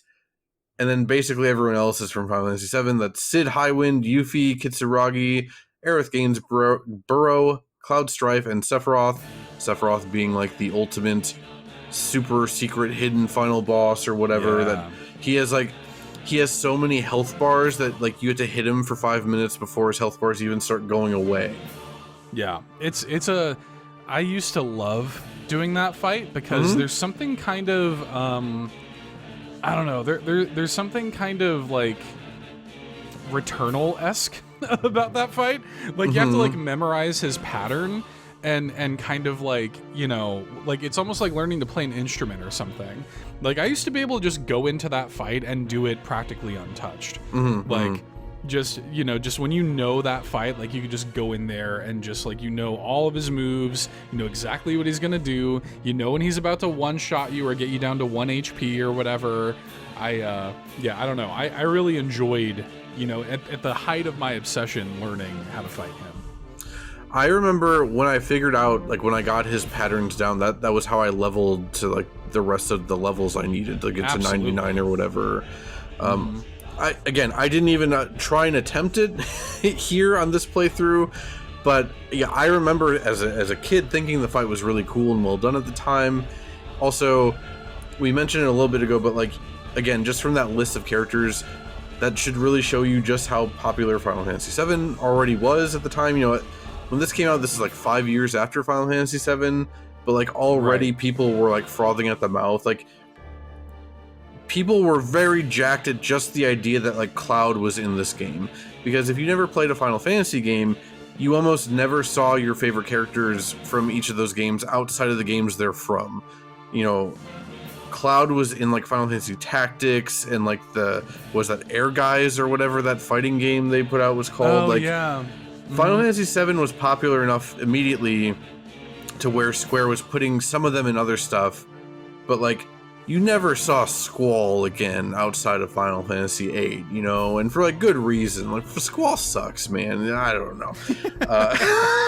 But like, well, especially like too, I mean, when you see Cloud in this game and he's like in the Coliseum, it's like, oh man, the Buster Sword has like, it's like a mummy sword. It's got bandages wrapped around it, and he's got a one wing, you know. Yeah, he also has a one wing, and to make it the most edgelord stuff, they gave him like Vincent's shawl or whatever, but they didn't put Vincent in the game, which I'll be honest, I actually think Kingdom Hearts Cloud might be the best design of Cloud. I could take or leave the bandage on the sword, but like the at least the Vincent shawl I think is actually pretty sick on him.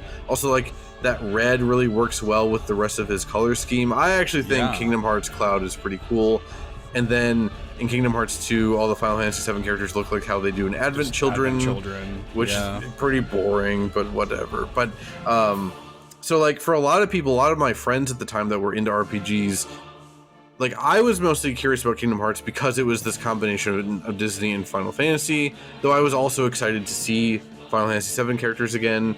But like most people I know that played this, they were wanting to play it just because of Final Fantasy 7 stuff, because again, like you're getting to see Final Fantasy 7 characters in a much higher polygon count than you did in actual Final Fantasy 7, where half the time they're in those chibi melted Lego block forms anyway.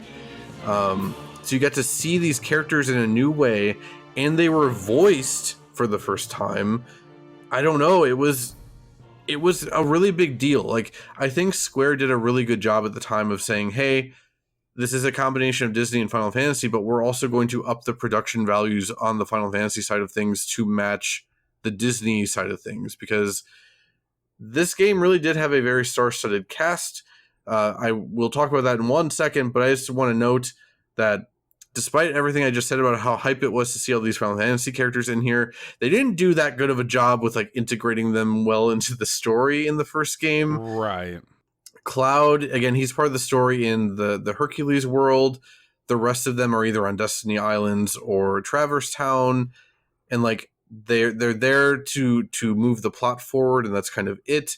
You learn a little bit of backstory that they were all from Hollow Bastion originally, but that's it. Kingdom Hearts 2 does a much better job of like, at one point, like midway through the game, you're fighting off like hundreds of Heartless, like back to back with like Cloud and Squall and stuff. And it's cool. And like Tifa, you even get Auron as a party member in the Hercules world in 2. So 2 just did a way better job on that front.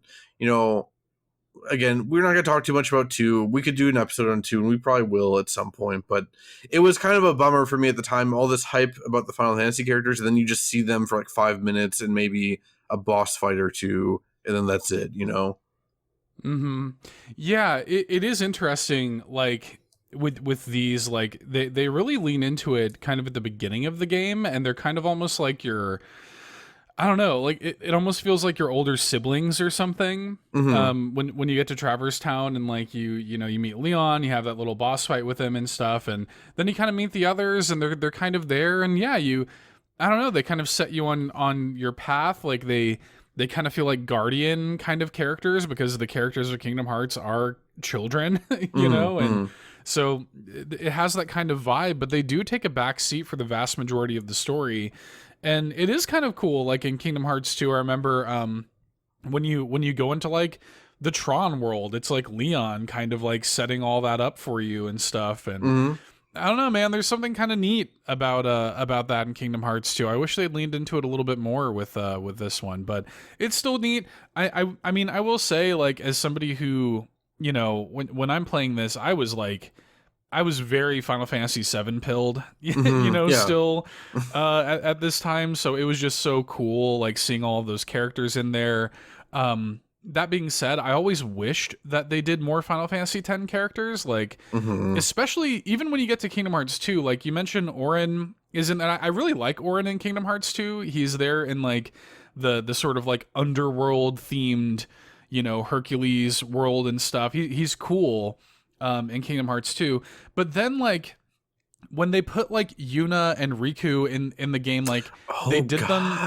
I totally forgot they were even in there. Yeah. They're like little fairies, based on their like Final Fantasy X-2 versions. You know, Yuna, Riku, and Pain from Final Fantasy X-2, and like I don't know, man. Like I always wish that they were like the Final Fantasy X versions of themselves.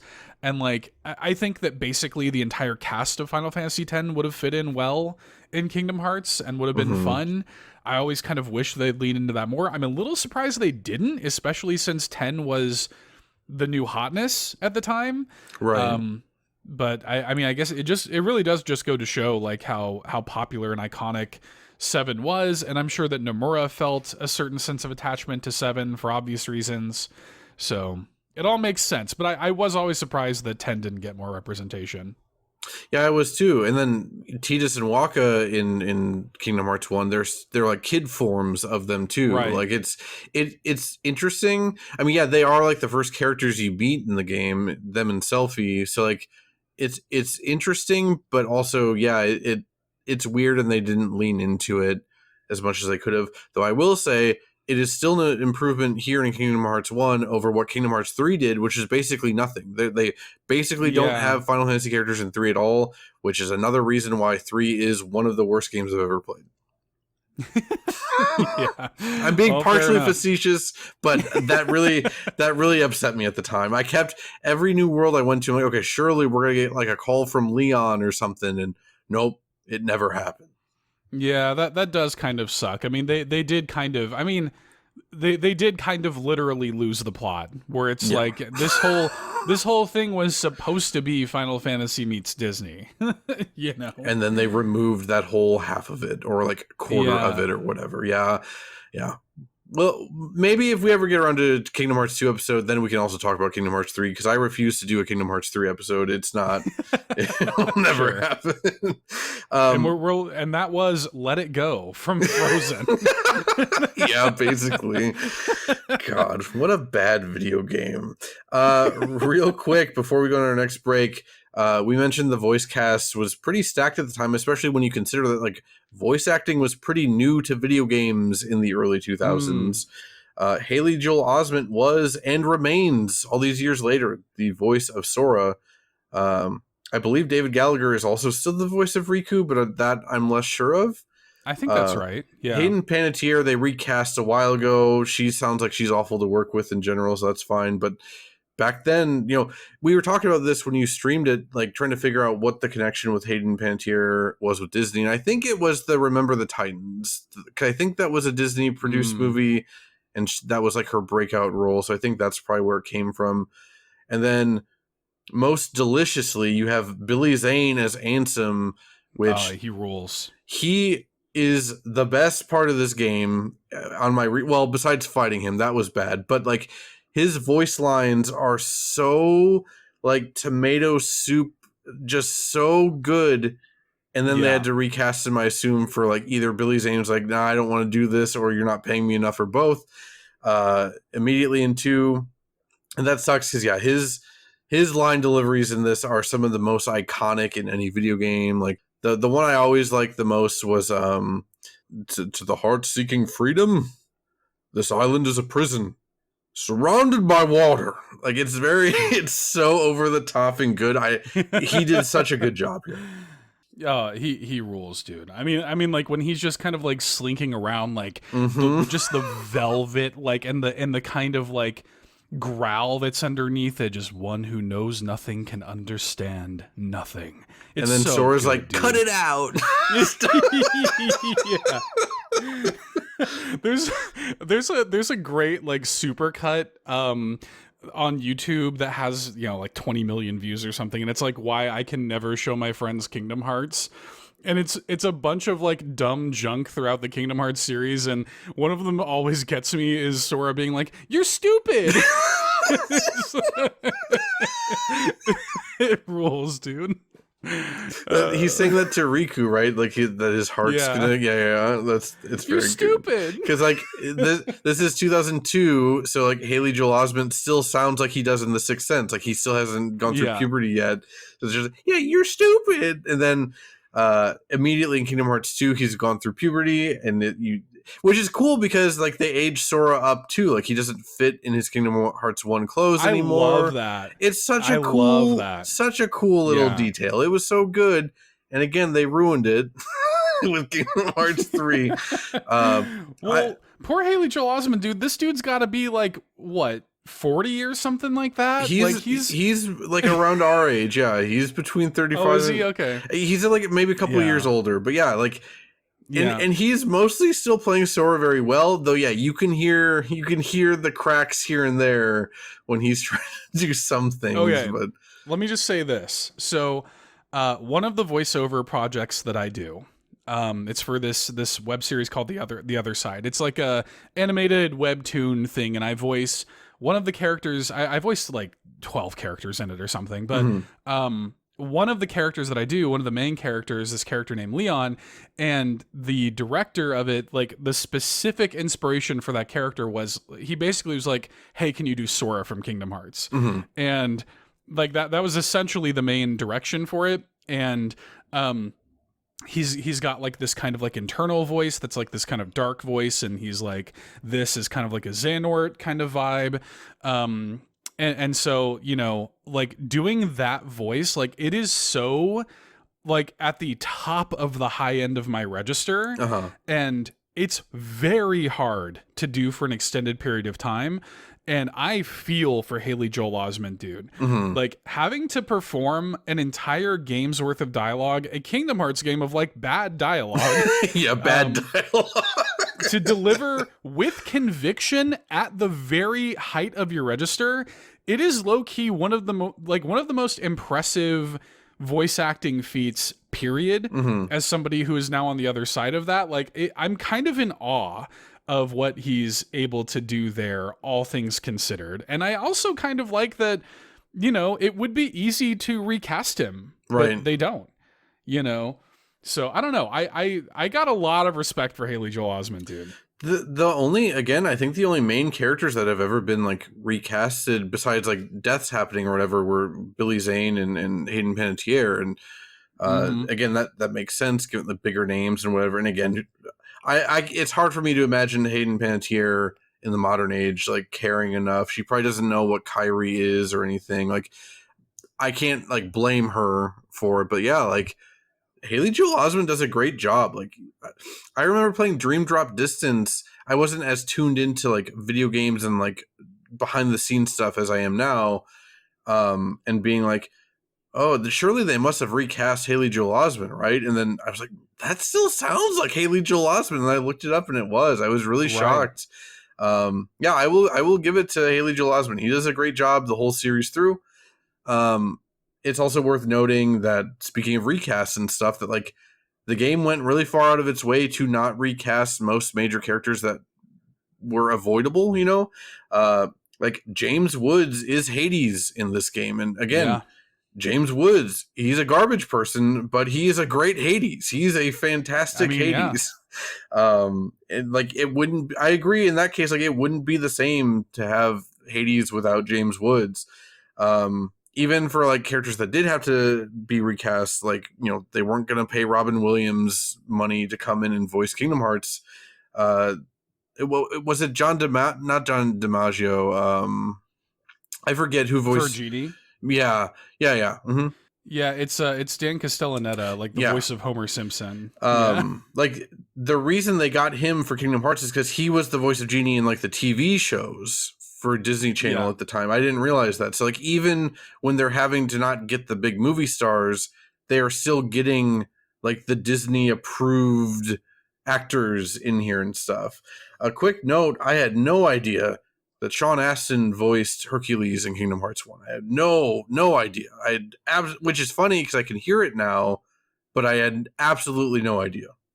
Yeah, I'm a little curious why they couldn't. I think it's just Josh Keaton in the original movie, and Josh Keaton does voiceover stuff all the time for video games. So I don't know if it was just a scheduling thing or what. But yeah, I'm not sure. That's interesting. But yeah, like because I always could hear Hercules was off.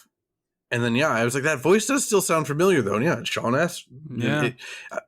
Very, very distinguishable voice for me as someone that's not like a professional voice analyzing person. Sure. Real quick, we have to mention Lance Bass as Sephiroth because baby gamers were mad at the time. Oh, yeah. That they would get Lance Bass to voice Sephiroth, which is very, very funny when you then realize that Sephiroth like says like 3 words in the game anyway. It's not like there's extended cutscenes of Sephiroth. So like his performance could be the best performance in the world or the worst, and you wouldn't have any idea anyway. I think this was also not long after Lance Bass like came out or something. Okay. And so I do remember there being an air of like, oh, the gay guys playing Sephiroth, like sort of thing. Sephiroth is pretty gay coded. I don't know what to tell you all. I'm sorry. A lot of Final Fantasy characters kind of gay. Like, let's be real. Yeah, and I mean they probably just had Lance Bass in there for. I mean he kills it for those few lines. Like I mean it sounds great. And he's they probably just paid him for like a single session. He probably just came in and crushed it, and that was kind of it. I mean I did not for a second look at that performance and say, oh yeah, that doesn't sound like Sephiroth. # not my Sephiroth, Like if I had known it was Lance Bass, I never would have thought about it. It never would have thought for me to even, it wouldn't have been a thought for me to even look up who was doing it. But yeah, that then has been the generalities of Kingdom Hearts that went a little bit longer than I was expecting. Classic Bit Harmony. Yeah. That said, our next section, there is no we're just gonna let Seth unleash here, I guess. There is no notes for this next section. It is just whatever we feel like talking about with Kingdom Hearts, and I will definitely interview him and ask him why he spent 1,000 hours on Destiny Islands. the real reason.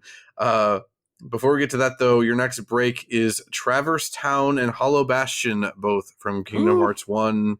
What a good break. Sorry. I was just reacting to how good this break was. Sorry. That was a fine. Physical reaction. I didn't have any control over that. That was a whoo.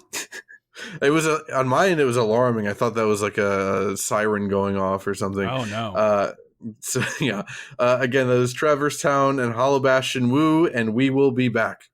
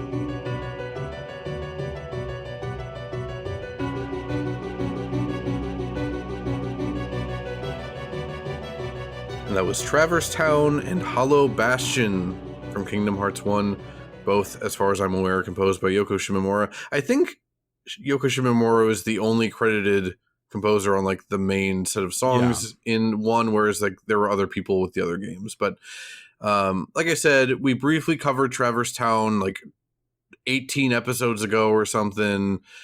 And yeah, Seth picking this as like his favorite like RPG town theme is pretty apt.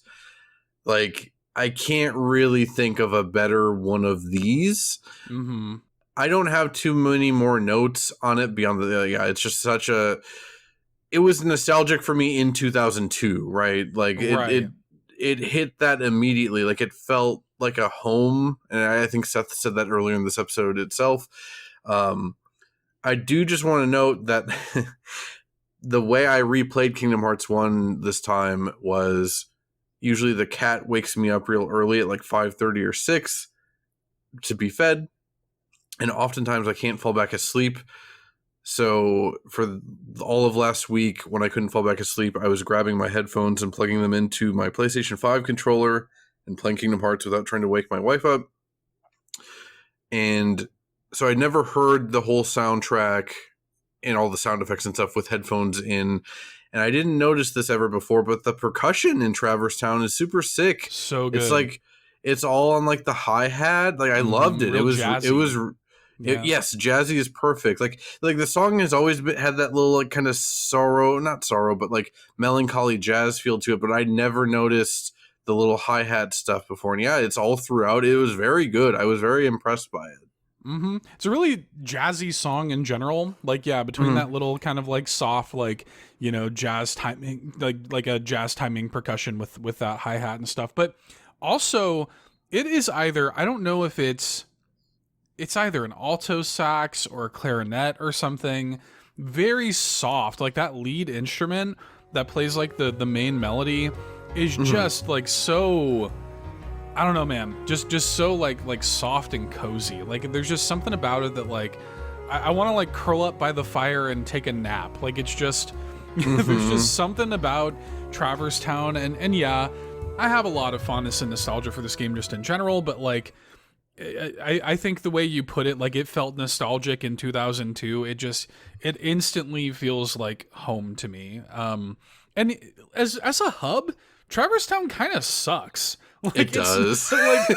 It's not really that good of a place like in the game. The music does so much of the heavy lifting, but there's something about like not only the song, but the fact that it's like perpetually nighttime, essentially, like just this kind of like, you know, the street lamps kind of cast this, you know, warm glow over everything. And yeah, I don't know, man, there's just something about it. Like, again, despite the fact that it's kind of labyrinthine for like no reason. And I don't know, I'm like, and it makes you think too, like I really enjoy kind of just walking around, like, what are people's lives like here? Like you see like NPCs and random people, like what are y'all doing here? Like what's going, like there, you know, you see signs for hot dogs and stuff. It's like, what's going on here in Traverse Town? A little cafe with a chest, you know. But then what do they think about like Squall walking around with a gun blade? Like I don't know. Because, like, yeah, these all look like weird, like, generic Disney characters that you would see in the background that don't have speaking roles. But, yeah, you can talk to them. But, yeah, most of them don't really say anything interesting. I literally went out of my way to talk to everyone in Traverse Town in this playthrough, and I don't remember what any single one of them said besides the main characters. So I guess that should tell you something. Yeah, when it comes to, like, hub worlds, in 2, what's it called? Is that Twilight Town? Yeah. I like that world way more, even though that also that suffers some issues too. Of like it is a little labyrinthine there too, but like the summer vacation, like the late end of summer vacation vibes there are like perfect. Traverse Town just doesn't really match from like a visual and whatever standpoint, but yeah, from a music standpoint, yeah, Traverse Town is about as cozy as it gets, and also like that was why I kind of slotted this in as our Christmas episode. Solely because of Traverse Town. Like there's not really much Christmassy about Kingdom Hearts, but besides Traverse Town. Like, yeah, I just want to curl up in front of a fire. Did you have any other notes on Traverse Town? No, it just rules. It's one of those things, man. Mhm. I can't help but just like smile when I listen to that song. Like it's the best. Yeah. Speaking of songs that rule, Hollow Bastion. This is Hell my yeah. pick for best song in the game. I assume it's most Agreed. people's. Yeah. Yeah. And I think we talked about this already, but yeah, like the most interesting parts of Kingdom Hearts, like in every aspect, are all in Hollow Bastion, from the music to the story developments. Even like a lot of the best boss fights are there. Like I really like the duel with Riku being possessed by Ansem there. Yeah, I think dude. is maybe my favorite fight in the game.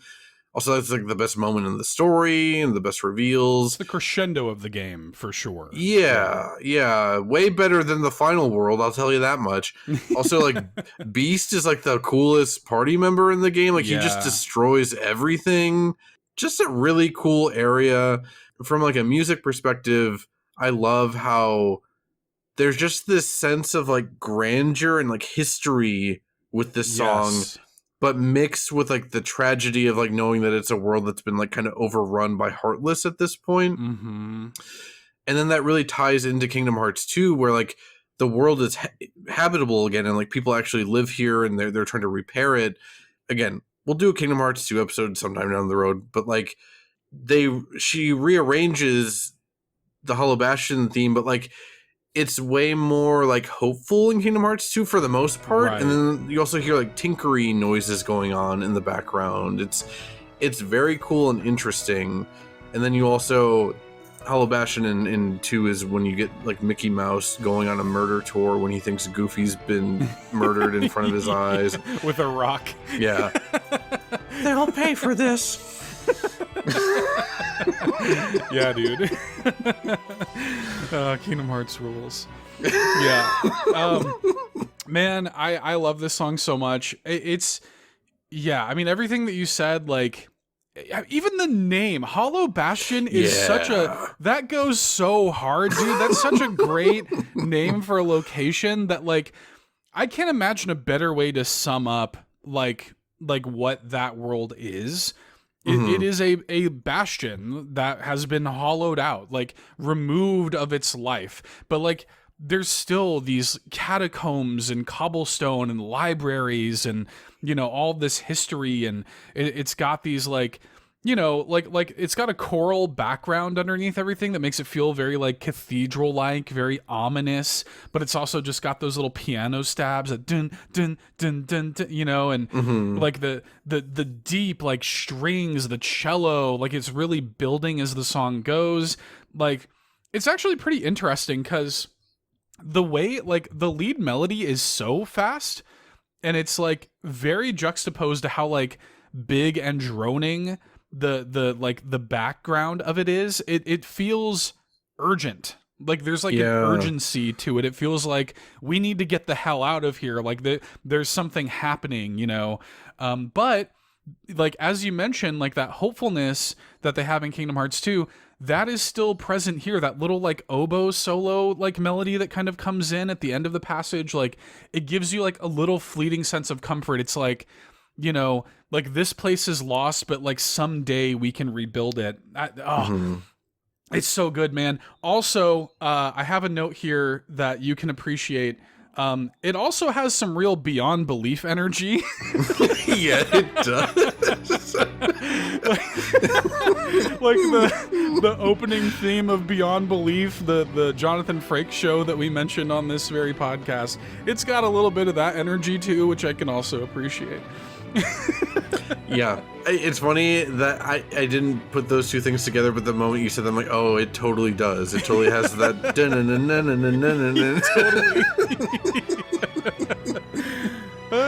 Yeah. When I think of Kingdom Hearts, like, I truly think of Destiny Islands, and I think of Hollow Bastion, like, which is funny because like that's the start of the game and basically the end of the game, and again they're the non-Disney related worlds. Though a lot of Disney stuff happens in Hollow Bastion, like all the Princesses of Heart. I forgot to mention them, but like they're all there, and like that's Maleficent's base, and like the general goon squad of Disney villains all hang out in Hollow Bastion. In like 2 cutscenes they do, but then they never do again. And I like imagining Hades and Oogie Boogie and Captain Hook all hanging out in Hollow Bastion. I don't know. It seems really not well thought out for anyone. Man, I really wish they would bring back the focus on Disney villains and not stupid It was sick. Organization 13 stuff. Yeah, it was so cool.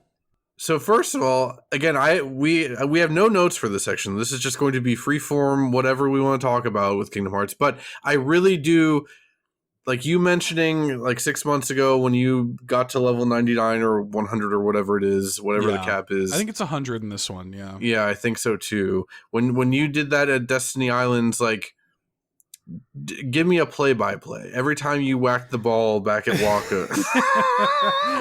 Okay, so I mentioned before, this is the first game that I was like truly obsessed with. Like, I remember playing this game, and you know, I'd been really into video games before this. I loved Zelda and, you know, like Final Fantasy VII, Ocarina of Time, you know, Mario, of course, right? But this was the first game, like even Final Fantasy VI, which I love and still love that game, but it didn't really like, I think that the themes of that game were like a little impenetrable to me when I was younger. Mm-hmm. It wasn't until getting older that I really, I think, was struck by the themes of something like a Final Fantasy VI. But Kingdom Hearts came out at the perfect like cross section of my teenage angst and emotions.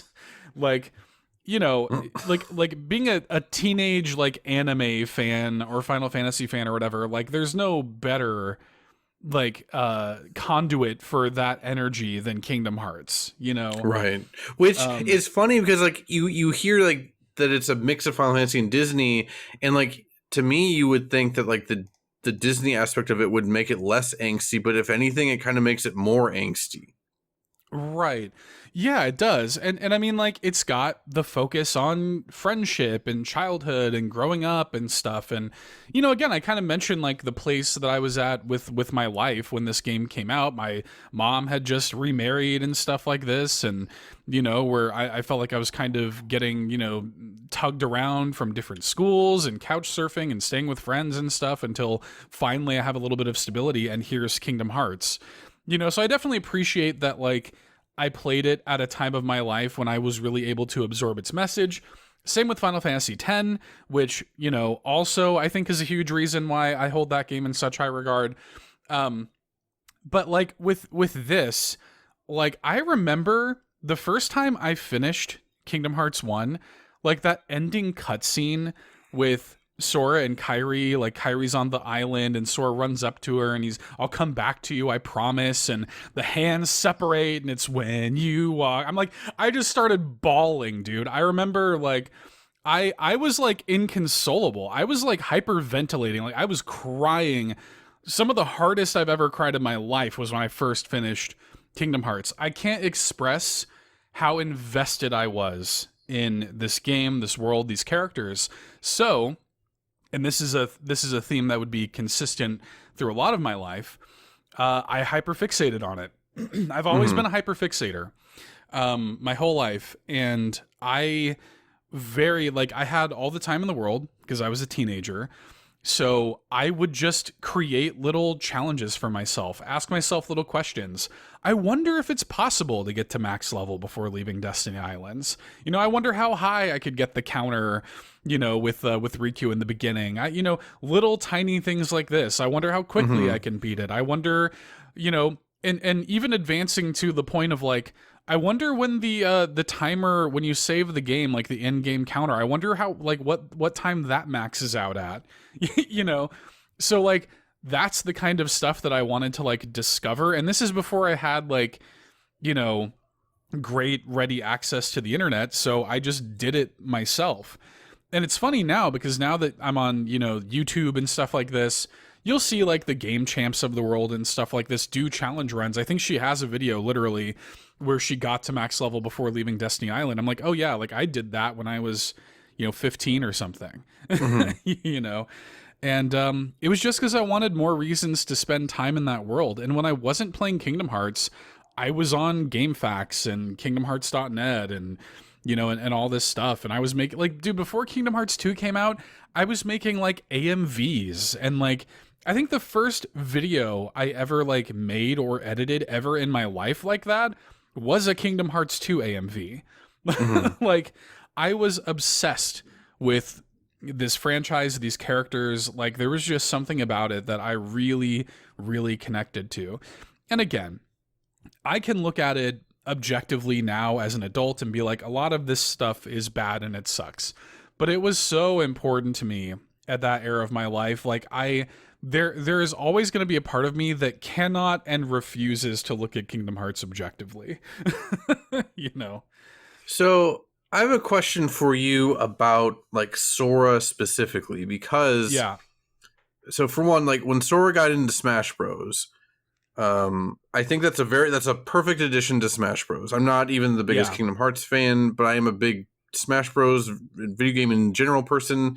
And even though I think that trailer was very misleading, and I definitely thought it was a Dark Souls character, I did when too. When that trailer started, I can't help but be like, yeah, Sora fits Smash Bros. Way more than Dark Souls does, and it's a perfect addition, blah blah blah.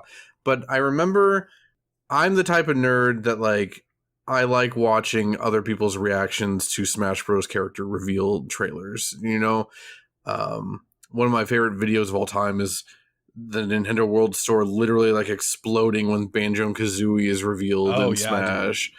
And a thing that I found very interesting with the Sora Smash Bros. Reveal, way more women reaction videos than normal, than the other characters, but also way more crying, not just from the women, but also from the men reactions. And a lot of people saying like how amazing of a character Sora is, and that like because he's such a positive light. So like for me, as a grown-up, as a ostensibly an adult, I guess, I mean, we're talking about Kingdom Hearts on a podcast for 2 hours, but like I can't help but view Sora as just like a very simplistic, like he's just like the most generic shonen anime archetype you could come up with, basically. Like, I think Goku is more interesting than Sora from a character standpoint. But then, like, I hear people say stuff like that, and I really start to, like, analyze it, or trying to analyze it. But, yeah, it's hard for me. Like, what are your thoughts on Sora? Like, do you view, like, he's, like, the perfect character because he's so positive and he never gives up? Like, I like, even as a kid, I didn't like Sora, if I'm being honest. Like, I found him the most boring part of the game. But, like, finding out that, like, people love Sora not just for Kingdom Hearts representation, but that they actually really love the character, that was very interesting to me. I don't mean that in like a derogatory term. Yeah, sure. No, I think that Sora, I do think the unending positivity is a piece of it. He's like Steven Universe, right? Like he's got that kind of just plucky, he always sees the good, it's all about friendship, it's all about typical shonen anime stuff. I think that a big piece of that is that a lot of the people you're talking about, first of all, are probably not that tuned in, or weren't that tuned in to that side of Japanese culture, shonen anime, shonen manga, or anything like that before Kingdom Hearts. I think Kingdom Hearts was probably a gateway for a lot of those people. Women in particular, I think, really latched on to Kingdom Hearts and Final Fantasy in general. I probably know more female Final Fantasy fans than I do male Final Fantasy fans at this stage in my life. Yeah, like definitely. Like it's like something about Final Fantasy. I don't know if it's just the world. I don't know if it's the music, the characters, the fact that female representation in Final Fantasy actually is usually pretty strong and good. I don't know, like all of these things probably coalesce into something like that, but I think the end result is that like I think that this was probably an early thing in their lives for them to latch on to. For me, I like Sora, but like, you know, he was definitely my least favorite of like the protagonists. He's also got that blank slate kind of energy. You can kind of project yourself onto him a little bit. And then you I mean, we mentioned it, you grow up with him, you know, when you get to Kingdom Hearts 2, he's physically growing up, and you do feel a certain attachment to him and those characters, I guess, at the end of the day. And I think that's a piece of it as well. But yeah, he's not my favorite Kingdom Hearts character at all. I think Roxas is like infinitely more interesting, but he's also, I talk about this a lot in relation to Batman. This is probably the only time Kingdom Hearts and Batman have ever been compared. Uh, but, like my favorite Batman character is Nightwing. I think that Nightwing is like the perfect, like Batman is kind of, he's cool and he's interesting, but he's like a blank slate character in a lot of ways that everyone else around him is made better because of him. Everybody else around him bounces off of him so well. A character like Nightwing is such a great addition to Batman, his world, and like anything that you add or remove from Nightwing winds up just like accentuating the Batman character. I think that Sora is kind of similar. Anything that happens with Riku or Kairi, the way that bounces off of Sora or Roxas or, all of these other characters, anything you take or remove from them ends up making Sora a better character just by association. And so I think that also kind of helps people attach themselves to him a little bit.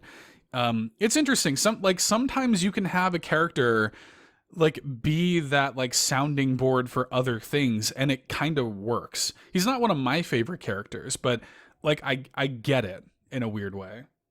Yeah, and I want to make it clear I'm not criticizing anyone that likes Sora. I just found it interesting because it's probably just me overanalyzing it too much. And yeah, I always do fail to remember that, like, yeah, other people just liked Sora more as kids than I did, and then they grow up and they're just excited to see him in Smash.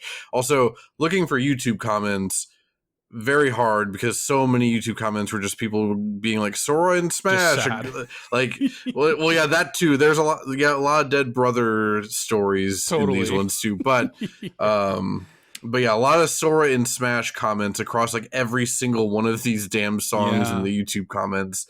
So that, I don't know, that was just on my mind. I think, I'm always looking to talk about Smash Bros. For whatever reason. Sure. Yeah. I don't know. What did you want to talk about with Kingdom Hearts that we hadn't yet, or expand on things that need expanded upon?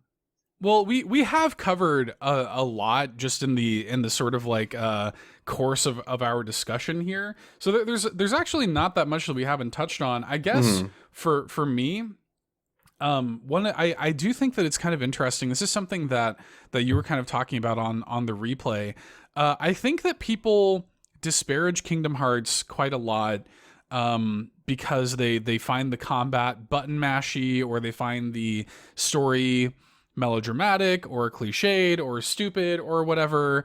But for me, and this is even more apparent, like the more time goes on, like all of the stuff that people say they hate about Kingdom Hearts, and Kingdom Hearts 1 in particular, is exactly what I love about it.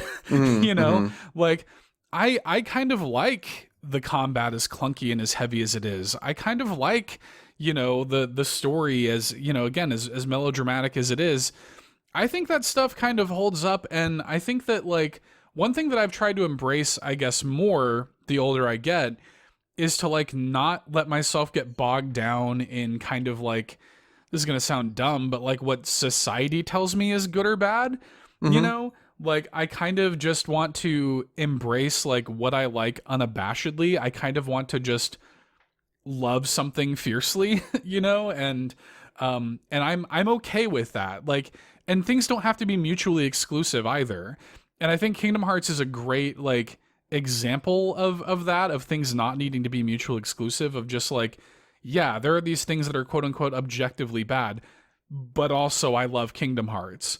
We can talk about the combat and we can talk about these issues that it has, but it's okay to still like it, Well, and here's my thing with the combat in Kingdom Hearts 1 in particular. It's been too long since I played 2 or 3. Sure. I found the combat largely, I liked it on this replay more than I was expecting to. Again, there are times where it starts, like, problems start rearing their heads, but that's usually around like camera angles and that stuff being a problem. Or if you're not leveled high enough, it might take you 45 minutes to get through the last 7 bosses back to back or whatever. A thing I always liked about Kingdom Hearts when I was a kid is that they do genuinely allow for builds in a way that I think most games of this type do not. especially in 2, I remember like you can do some real cool stuff because then you also have like the drive forms, and then like Forms, yeah. if you level up the drive forms, then you get those passive abilities on your normal default Sora also. Mm-hmm. I remember thinking stuff like that was really, really cool. I think Kingdom Hearts 2, from my memory, suffers because that game is so much about the action command or the reaction command or whatever, where you can hit triangle to do things. And I think for the most part, I like that. But then, a lot of boss fights devolve into hitting, hey, now you're going to hit triangle instead of X. It's like press triangle to see some cool stuff happen real quick, Mm-hmm. So even though I like the combat in 2 still, from what I remember, Kingdom Hearts 1 doesn't have the reaction command stuff. So like it is literally like just pressing X with different combinations of like holding L1 to access your magic or whatever. But like I think what's there is actually really good.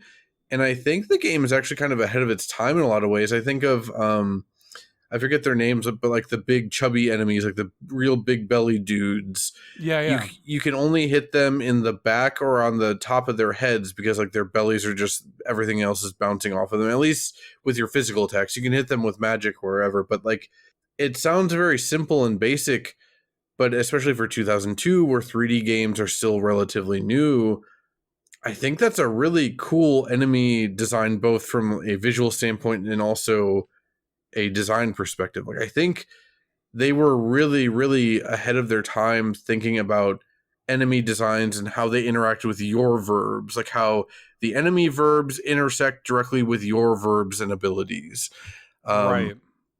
Yeah, again, besides camera stuff and like some bosses, like okay, again, early on when you don't have like cure yet and like you have very limited magic in general, some of those early bosses are kind of rough. The Alice in Wonderland boss was insane. That sucked. Yeah. I died like 2 or 3 times there, and I think I was leveled higher than you were when you were streaming it, because that was rough, and like it wasn't your fault. Like it was combinations of you would die in 2 hits, and also 2 hits, like literally homing fireballs are going around chairs to hit you. Like it was bad, dude. Like stuff like that is bad, yeah.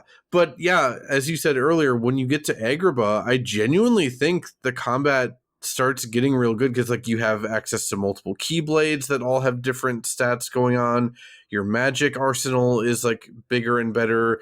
You have more abilities. Donald and Goofy have more abilities and spells, and everything starts coalescing. And then I think maybe the game ends a bit too soon, or rather, if you're just playing the game vanilla and you go from Hollow Bastion, I had no problem throughout both visits of Hollow Bastion, and then I tried and go to the last world, and then I'm getting rocked, and Chernobog took me like also 15 minutes because his health is just slowly ticking down. Yeah. Like the game could have done a better job of like onboarding you to the final world or whatever, and I guess it's like they wanted me to revisit stuff. I even tried doing the Hades Cup at the Coliseum. I tried Cloud and Leon boss fight where you fight both of them at once.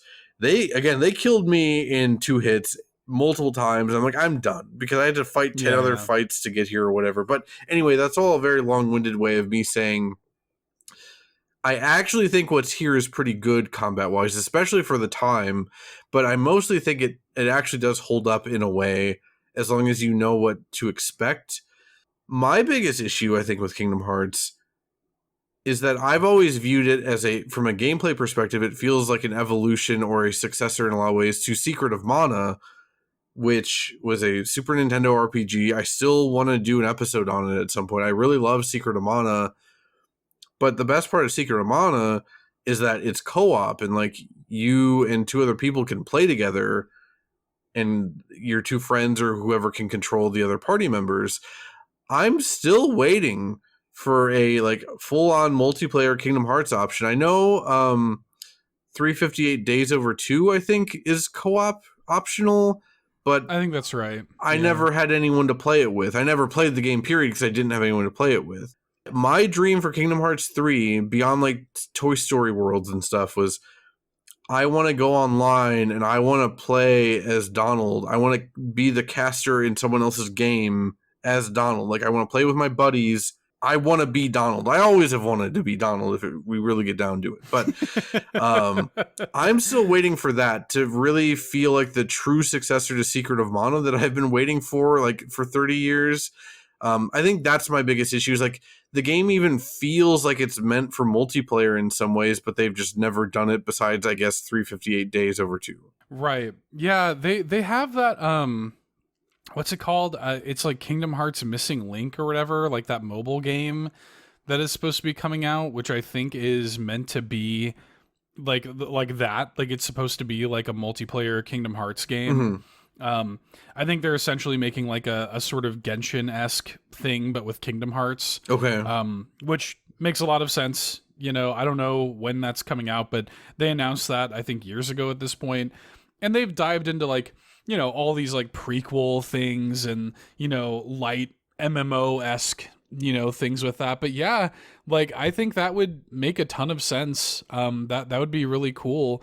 It's, to me, a lot more interesting than what they've kind of done instead, which is like, let's just make the combat as flashy as possible, to the point where, like, I remember Kingdom Hearts 3, the combat would like end up devolving into how quickly can I build like my, like, build up to doing like my stupid like summoning, you know, magic mountain attack or whatever. And like, Yeah. like, you would just do that. You would get into like little skirmishes with normal enemies, not even boss fights, like normal enemies.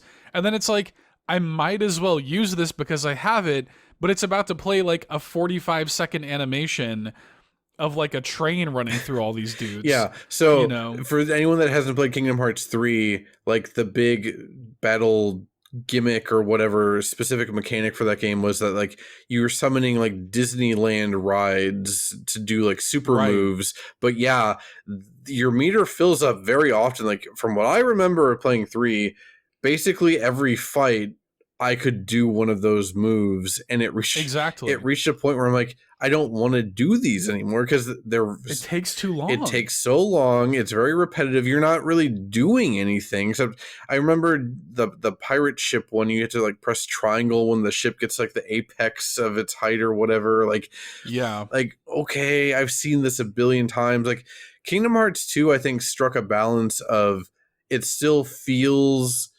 a bit more purposeful, like Kingdom Hearts 1, but it adds flash and panache. And also, like, in Kingdom Hearts 1, you really actually have to worry about your spacing between you and the enemy, and like how long your keyblade is. Like, there are some really short keyblades, like the Agrabah one and the Alice in Wonderland keyblade, that are like very short. And like, they're usually powerful and like they can block attacks easier or whatever. But yeah, also your distance is much shorter. I think that's what makes Kingdom Hearts 1 combat really interesting to me, is you really have to consider your spacing and how you can even approach an enemy.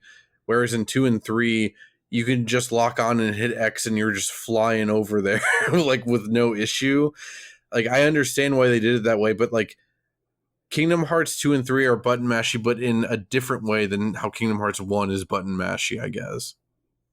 Yeah, well, I mean, the cool thing about Kingdom Hearts 1, like, yeah, Kingdom Hearts 2 and beyond, like, end up adding this sense of, like, magnetism to the combat that, like, again, I get it. It's cool. It's flashy. It's fluid. But I really like how Kingdom Hearts 1 has, like, not only a sense of weight, but you have to learn little things like that. Like you say, with the Keyblade being shorter, little stuff like how in the early game, it's like, oh, like, I attack faster and I can get out my combat quicker if I like jump and do it as an air combo, you know, little stuff like that. And then also it makes it so that you have like this ability point system, which is not unlike anything else. It's like your badge system in Paper Mario or whatever. You've seen this mechanic a million times.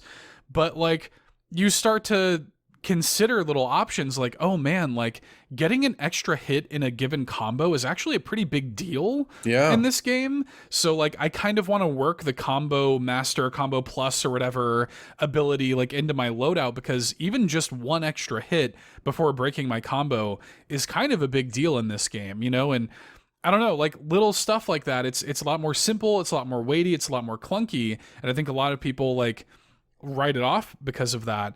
But to me, it's way more deep and interesting as like a combat system. And I've always felt that way. And it kind of bums me out. I mean, this is a common theme with a lot of games of this era to me, is people seem to latch on to like one aspect of a game that they don't like and just write off the whole game because of it. Right. You know? And that drives me nuts. And then like, it's funny. Is like the more time goes on, the more I like that, you know, about it. So I don't know. I'm glad that we're able to, you know, to speak the truth a little bit on Kingdom Hearts 1 and its combat here on the podcast. Well, you know, that reminds me, I don't remember if it was on this podcast or another podcast, but it's like the angry video game nerdification of like video game criticism of right. Like the first angry Nintendo nerd video was on Castlevania 2, and for one, Castlevania 2 rules. Like, do I agree that it's not as good as 1 or 3? Sure. But, like, it still is doing a lot of cool stuff. And even then, people didn't understand that, like, James Ralph was playing a character and that, like, he's exaggerating because he's playing an angry video game nerd. Like, those aren't his actual verbatim thoughts on Castlevania 2. He's just He's taking some aspects that he thinks are bad and exaggerating his thoughts about them. He wants to talk about taking a diarrhea dump in your ear or whatever. It's the same thing with Kingdom Hearts. Like, even if you don't like the combat or certain aspects of the combat, there are plenty of things about Kingdom Hearts 1, even just from a gameplay perspective, that I think are neat. Again, I think from like a build perspective, I don't know, I can't think of like any other games of this era where you were able to do like builds to this degree, especially in an action game. Obviously in like a turn-based game it's different, but like right, you can genuinely like I get excited whenever I level up and I see like not just Sora gets a new ability, but like even when like Donald and Goofy get new stuff, I'm like, ooh, like I want to go into my menus and like manage some stuff, like move some AP around and whatever. Yeah, it's funny, I wasn't expecting us to talk about like the actual gameplay so much, but it made me very glad that I did finish this replay, because like I genuinely had a fun time with it. It does have issues and it doesn't hold up in some ways, but I think the combat is honestly the best part about the game, besides whatever specific bosses really suck. yeah. And I mean, like, you know, the platforming is pretty rough. The camera's pretty rough. Like that's all true. And it's funny that like, once you get to the end of the game, they're like, well, what if we just remove the platforming altogether and you're just kind of flying the whole time? You know, and that's all good too. But I mean, yeah, like I don't know. I've always been a big defender of that stuff. It's like the people who rag on, you know, Final Fantasy X for the laugh scene, which is actually like a heartbreaking scene in context. It's one of the best scenes in the game. Like, yeah. Or Blitzball, which is like one of the best like mini games in any video game ever. And people rag on that too unnecessarily, and they latch on to these little things with these games and they form their entire personalities around them. And, you know, so. Well, you know, as you know, I like to deep dive into games. I wouldn't quite say like hyperfixate, at least not on everything. I do hyperfixate on some games, definitely. For me, again, as someone that is generally more gameplay oriented with how I enjoy video games, I've replayed Kirby's Return to Dreamland Deluxe like 6 times because I find the combat is so good and so fluid. It's actually funny. I associate Kirby and Kingdom Hearts like a lot, but I think it's just because I like the combat in both of them a lot. At least like what they're aiming to do in terms of like how much freedom you have and whatever. Yeah, like it annoys me, like something like Blitzball. When I was a kid, I also thought Blitzball sucked. But then when I went to get the Platinum Trophy in the HD version of Final Fantasy X, I was like addicted to it, like full on. Like I was like, oh, this is actually like one of the better parts of the game. So like whenever I hear criticism about something like that, I'm like, well, how much time did you actually spend with this thing? Because like if you just do the bare minimum blitzball stuff in Final Fantasy X, which is literally just the one match. You only are required to do one actual match, I think, in the story. Like, yeah, for one, you're designed to lose that match. And hey, you can make an argument that like maybe that's not the best way to introduce blitzball to you as a gameplay mechanic that you're meant to lose. But also, if you sit and learn the mechanics, you can win that blitzball match. I've done it before. I don't know, like I'm always like I don't want to gatekeep and be like, okay, well, did you spend 30 hours learning how to play blitzball? Yeah. But at the same time, I'm like, I don't know, like you don't really have the capability to say if something sucked because you spent 5 minutes with it and you didn't immediately love it, you know? And yeah, that's kind of how I feel about like Dark Souls and Souls games in general, and which is funny because those games combats are also fully based around like spacing and like where you are versus your enemy and stuff. Yeah. Because I'm old enough to remember when Demon Souls came out, not everyone gave glowing reviews to it. I remember that game didn't. It got like it won some Game of the Year awards, but it also got like middling scores at a lot of other places. And then all of a sudden, a few years later, Dark Souls is out, and now everyone's praising Dark Souls, right? Or at least most people are. So like it's like the culture was able to shift there, and for whatever reason, the culture is like shifted away from Kingdom Hearts instead of towards it, which is weird. But like, I don't know. I genuinely think the combat in this game is pretty decent, especially for its time. And yeah, it is frustrating to hear people just like yell about it when there's plenty of other things I think you can justifiably yell at Kingdom Hearts about. But I think its combat's pretty good. Was there anything you wanted to like speak on about like from a story perspective, since we talked so much about gameplay? Yeah, I mean, I just like, again, a lot of it was like emotional stuff, like being the age that I was when I played it. I really connected with that theme of like wanting to leave home and stuff with the game. The game opens like Sora, Riku, and Kairi all just kind of want to get the hell off of Destiny Islands and stuff and see what the world is out there. And, despite the fact that they have like apparently like parents and families there, they're still just kind of like, I want to leave this behind, Yeah. which is funny. Did you ever run away as a kid? Did you ever have that moment when you were a kid? I think one time I got a bad grade on a report card on something, or maybe just a test, and I thought about it, and I think I rode my bike a little further than I normally would, but then I turned back. It was not a full runaway situation. Yeah, so I only ever did it like seriously once, and it was I had like a falling out with my stepdad, and it was so I'll give a little bit of backstory and context. We had a guy come to our church who had this like big he had this big speech about like what we allow into our homes and stuff like this. And I remember after we got home from church that Sunday, my dad like took me straight into my room and he went through and threw away all of my CDs, all of my like vinyl and stuff. That's such a heavy-handed, dumb approach. That sucks, man. Bad. Yeah, it was bad and genuinely very. I still think about it. Very like genuinely traumatizing.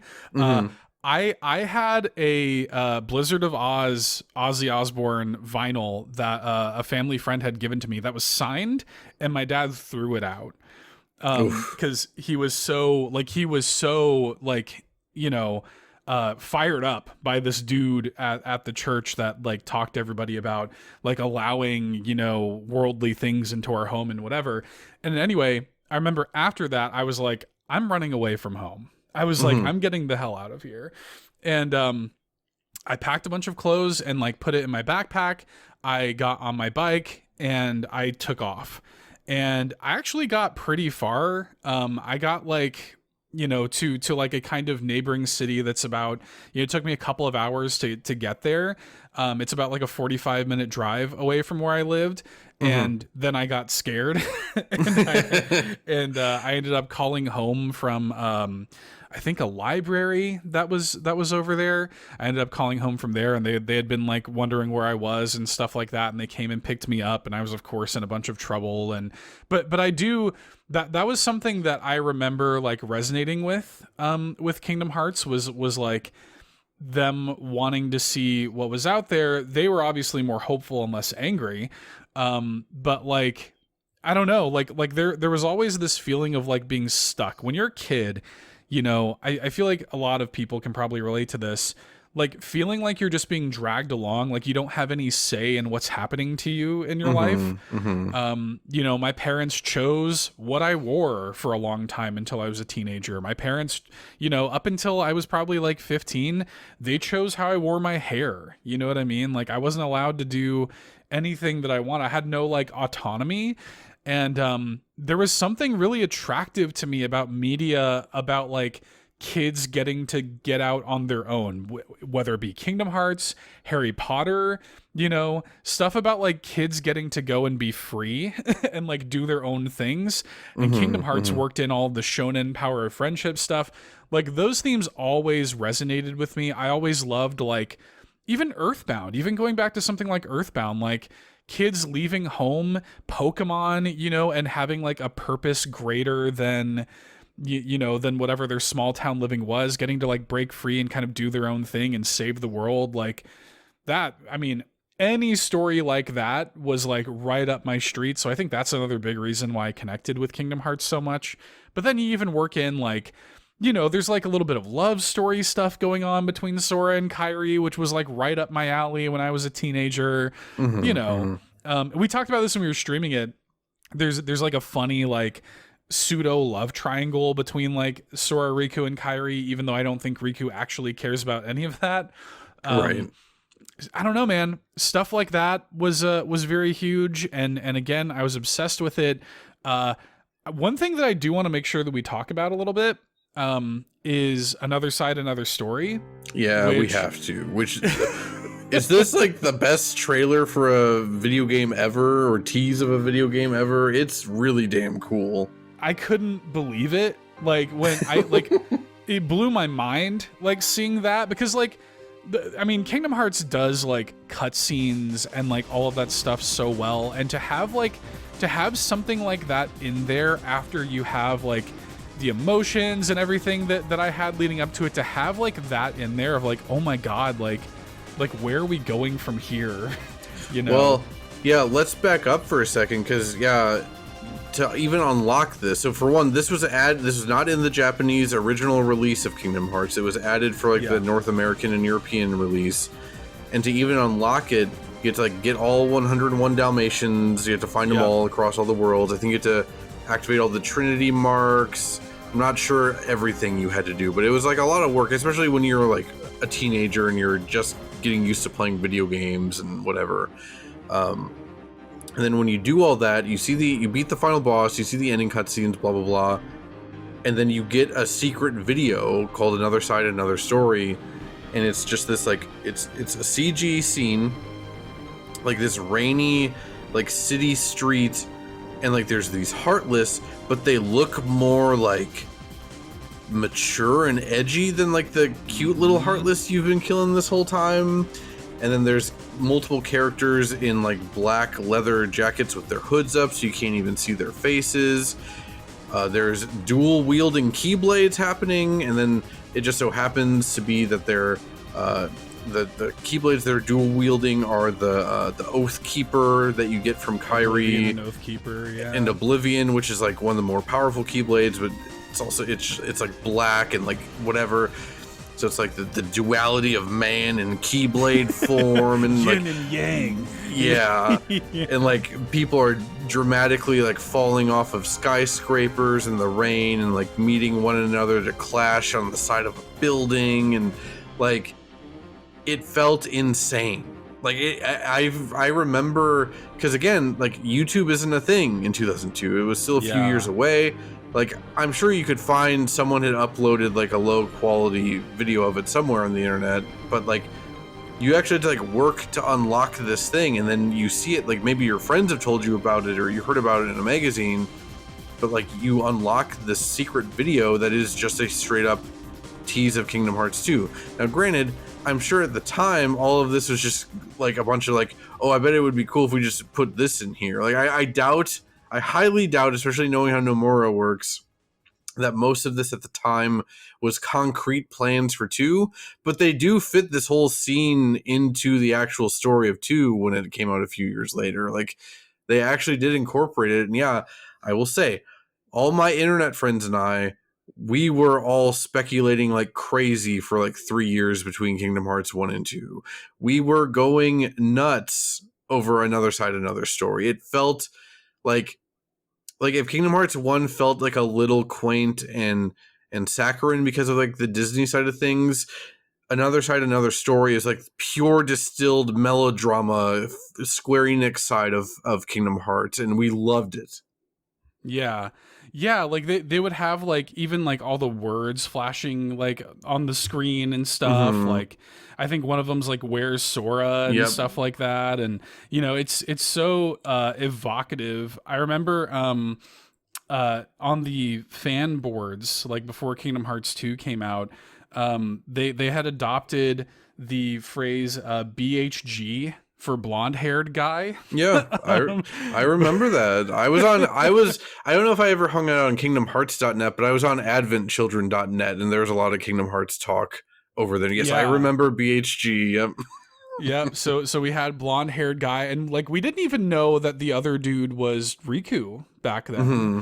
Like at that time, like with his like what would end up becoming his Kingdom Hearts design, and we didn't know that like the robes would be representative of Organization 13 or anything like that. Like it just felt dark and mature. Like I couldn't believe, like it's like, oh my, like what's happening? Like where is this all leading? It's so cool. Like on that, like that shot of him like running straight up the skyscraper and just kind of like lawnmowering Heartless like on his way up. Like it's so sick, man. Like it's genuinely express cool. How cool it was. Yeah. I still think it's cool. I loaded it up on YouTube after I beat Kingdom Hearts 1, and I was like, oh, this is actually still pretty damn cool. Like, if this was like a music video or an AMV, yeah, it's cool as hell.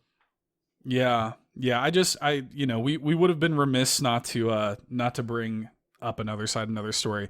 It just, like finishing this game and like, and just the ensuing years of playing it. I remember when we were on our way up to Alaska, we lived in Montana for a little bit. My dad was working there. We drove through Canada to get to Alaska, and I was still deep in my Kingdom Hearts obsession at this time. And I remember just like staying up, like I would just finish Kingdom Hearts as an activity, like just something to do on a Saturday. I guess I'll just play through Kingdom Hearts. I got to a point where I could beat that game in like 8 hours. Yeah, like, I remember, because again, this is before YouTube and stuff, that I think you could have like 99 save files. So like on a replay, I kept a save file before like all the cool cutscenes that I wanted to rewatch or boss fights that I wanted to redo. So like if I want to do that Sora versus Riku duel and Hollow Bastion thing, I could just load up that save file and watch that cutscene and do that. Like I'm with you. Like I got my PS2 for Christmas 2002. And the only games I got with it and had for a long time were Final Fantasy X and Kingdom Hearts 1. And like, yeah, my whole Christmas vacation was just in my great grandparents' basement, like blasting through Kingdom Hearts. Yeah, I mean, I don't have anything like super specific to shout out in terms of like where I was in my life. I mean, I was in 7th grade, and for whatever reason, I know middle school sucks for like the majority of people, especially like weirdos like us. But like, I had a real tough time of it. Like I'm in elementary school, I made friends just fine. Like I had no problem. And I don't know what it was, but I lost all my confidence going to middle school. I have no idea what happened. So like I still had all my friends from elementary school and we all still hung out and whatever. But all of a sudden I don't see them nearly as often because we're in this much bigger middle school. So like I had a very lonely middle school experience. And yeah, Final Fantasy X and Kingdom Hearts were like and then I guess later Wind Waker a little bit. Those were like my main like getaways. Like I got lost in those games, and like I kept replaying those games over and over. So as much as I dunked on Kingdom Hearts in this episode, I hope it comes across as not, it's from a loving place. Like I have very fond memories of this game. Like it literally, like it helped me get through like 2 rough years of my life. You know, like I truly love the first 2 Kingdom Hearts games, even if certain aspects of them haven't aged well. But yeah, I figured I'd just shout that out real quick. Was there anything else that we should mention, or should we go on to our next break? We can go on to our break. I have more. Whenever we do a future Kingdom Hearts 2 episode, I'll talk about that time that I paid my sister to feed me pizza while I played Kingdom Hearts 2. You're always leaving. This is Seth Sturgill, another side, another story. We gotta leave teases for the next one. Next time we do this in like a year or something, I'll tell that story. But we can save that. I just want to stress. Like, I was so into Kingdom Hearts, I was homeschooled at the time Kingdom Hearts 2 came out. And because I really related to a lot of what you said. Like, coming into middle school, it felt like so much more intimidating to me. That was actually where I met my old friend Cody, who he and I together were very into Kingdom Hearts. And we really latched onto each other. There was this big school rumor that he and I were gay. Because we were just 2 guys that spent a lot of time together, so everybody just assumed we were gay. I thought it was because you were playing Kingdom Hearts. Well, no, but we would like I don't know, like people. It just for some reason it became like people would always make fun of us and call us gay, and at a certain point we just leaned into it. We just said like, oh yeah, we're totally gay. And anyway, I remember having a lot of like Kingdom Hearts memories with him, and he still went to public school while I was homeschooled for Kingdom Hearts 2 when it came out. And when that game came out, I just did like 3 weeks of my schoolwork ahead of time, so I could just do nothing but play Kingdom Hearts 2 for like a month. When it came out, I remember getting it home. I paid my sister money to feed me pizza while I was playing Kingdom Hearts 2. And again, there's like way more to that. But we can save that for the Kingdom Hearts 2 episode. That's just a little tease. Okay. I want to make this a Christmas tradition. If we're still doing this show a full-on year from now, which I hope we are, maybe that's when we'll do Kingdom Hearts 2. Also, there you go. That's enough of a buffer, I think, for me to then replay Kingdom Hearts 2 after that horrible ending of Kingdom Hearts 1 that I experienced this time. Happy holidays, everybody. You can hear about that time. I no-lifed Kingdom Hearts a whole lot. Also, you max out the clock at 999 hours, if I didn't say that before. I did find that out. I think you mentioned that on like a previous episode, but not yet on this one. So it's good that we stated the record here. Yeah. Let's go on a break then for Kairi 1 and Arabian Dream from Kingdom Hearts 1, and we shall be back.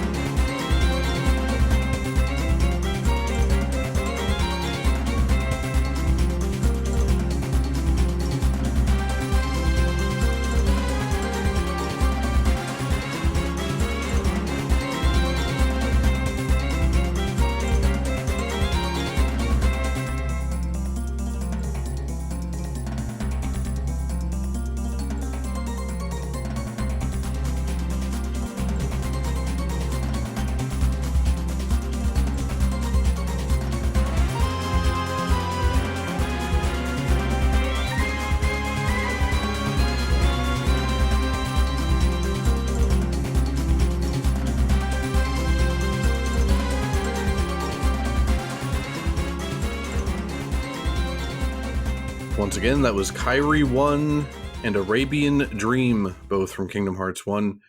I kind of forgot to mention, we talked so much about Kingdom Hearts that you talked about being invested in Sora and Kairi's like love story or implied love story. I actually was too. I don't know, just because I felt that, me as a 13-year-old who had never even held hands with a girl, I felt that, Yeah. I don't know. I was weirdly invested in the Sora and Kairi thing, and the Kairi 1 theme is actually one of my favorites in the game. I think as a kid it probably was my favorite because it's so like melancholy and soft and gentle, and also like it's usually playing with like flashbacks or whatever of Kairi or Kairi's heart inside your heart communicating with you, but you don't even know that that's happening until the end of the game, kind of thing. So I quite liked this, and I didn't really think about it much as like a break song. I let Seth like choose basically all the break songs this episode just because I figured he had more opinions about it than I did. But then when I heard this, I'm like, oh yeah, we do need this as a break song. You're right. Mm-hmm. Yeah, I was way into that. I mean, like the part of the game where like Sora becomes a Heartless and like, has to like get back to Kairi as a Heartless. Like, that hit me so hard, like as a kid, and Yeah, I don't know, man. Like all that stuff landed. She hugs him to protect him, and then he turns back into normal. It's good. That's an example of like, yeah, it's overwrought anime. Like I've been transformed into a thing, and I'm going to transform back because you hugged me in the power of friendship or love or whatever. But like, it works. It's simple and it works. Unlike all the stupid nobody stuff in Kingdom Hearts 2. I say that I like some of the nobody stuff. Again, I do like Axel and Roxas and what's the girl's name? What's Kairi's Naminé? Yeah, Naminé. Like, I like that stuff, but overall it doesn't work that well. But yeah, here it's like a simplicity that works quite well. I don't have that much to say about the song itself. I do want to say when you can hear like a hand sliding down the guitar strings around 12 seconds in, that sound. It's so good, especially because like this whole game has the whole soundtrack is very, very MIDI, like way more than I was remembering. So I think the song is also MIDI from what I can tell. So it's interesting that they got like they made a hand sliding down the guitar strings MIDI sound, but it really works. It works very well. Yeah, that's one of my my favorite just sounds, and I love the sound of a finger on a guitar string.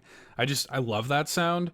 And yeah, it's a really simple song, right? Like it's I mean, if you think about like the amount of like sound, it's acoustic guitar, it's flute, there's a light like choral element, and there's like piano, and I think that's like literally it. In at least in Kairi 1, this is my favorite version of Kairi's themes. Again, just so simple. I love like it feels instantly nostalgic and longing, but it also kind of like, yeah, you mentioned the melancholy, like it allows that space for it to feel like happy and loving, but also melancholic, like at the same time. And I don't know, it's one of my favorite songs in the game. I remember when you get to Hollow Bastion, you start learning a little bit about Kairi's backstory, like the cutscene with like her grandmother and stuff, like all of that stuff. And like, I don't know, hearing like the theme, like there's another version of this, it might be Kairi 3 that's like played with a music box. All of that stuff, just it's again just kind of going back to that dearly beloved style of like a very simple composition that's like greater than the sum of its parts, Yeah, it's great. Besides Hollow Bastion, I think this is my favorite, at least of our break songs that we did.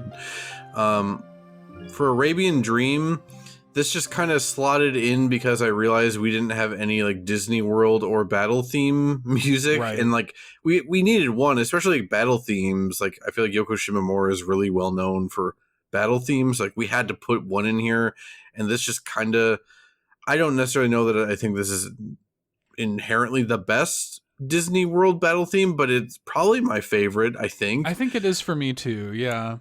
I just like the Arabian flair. Again, it's in the Aladdin world, and I think that's one of the better worlds in the game. Also, I just like Aladdin a lot.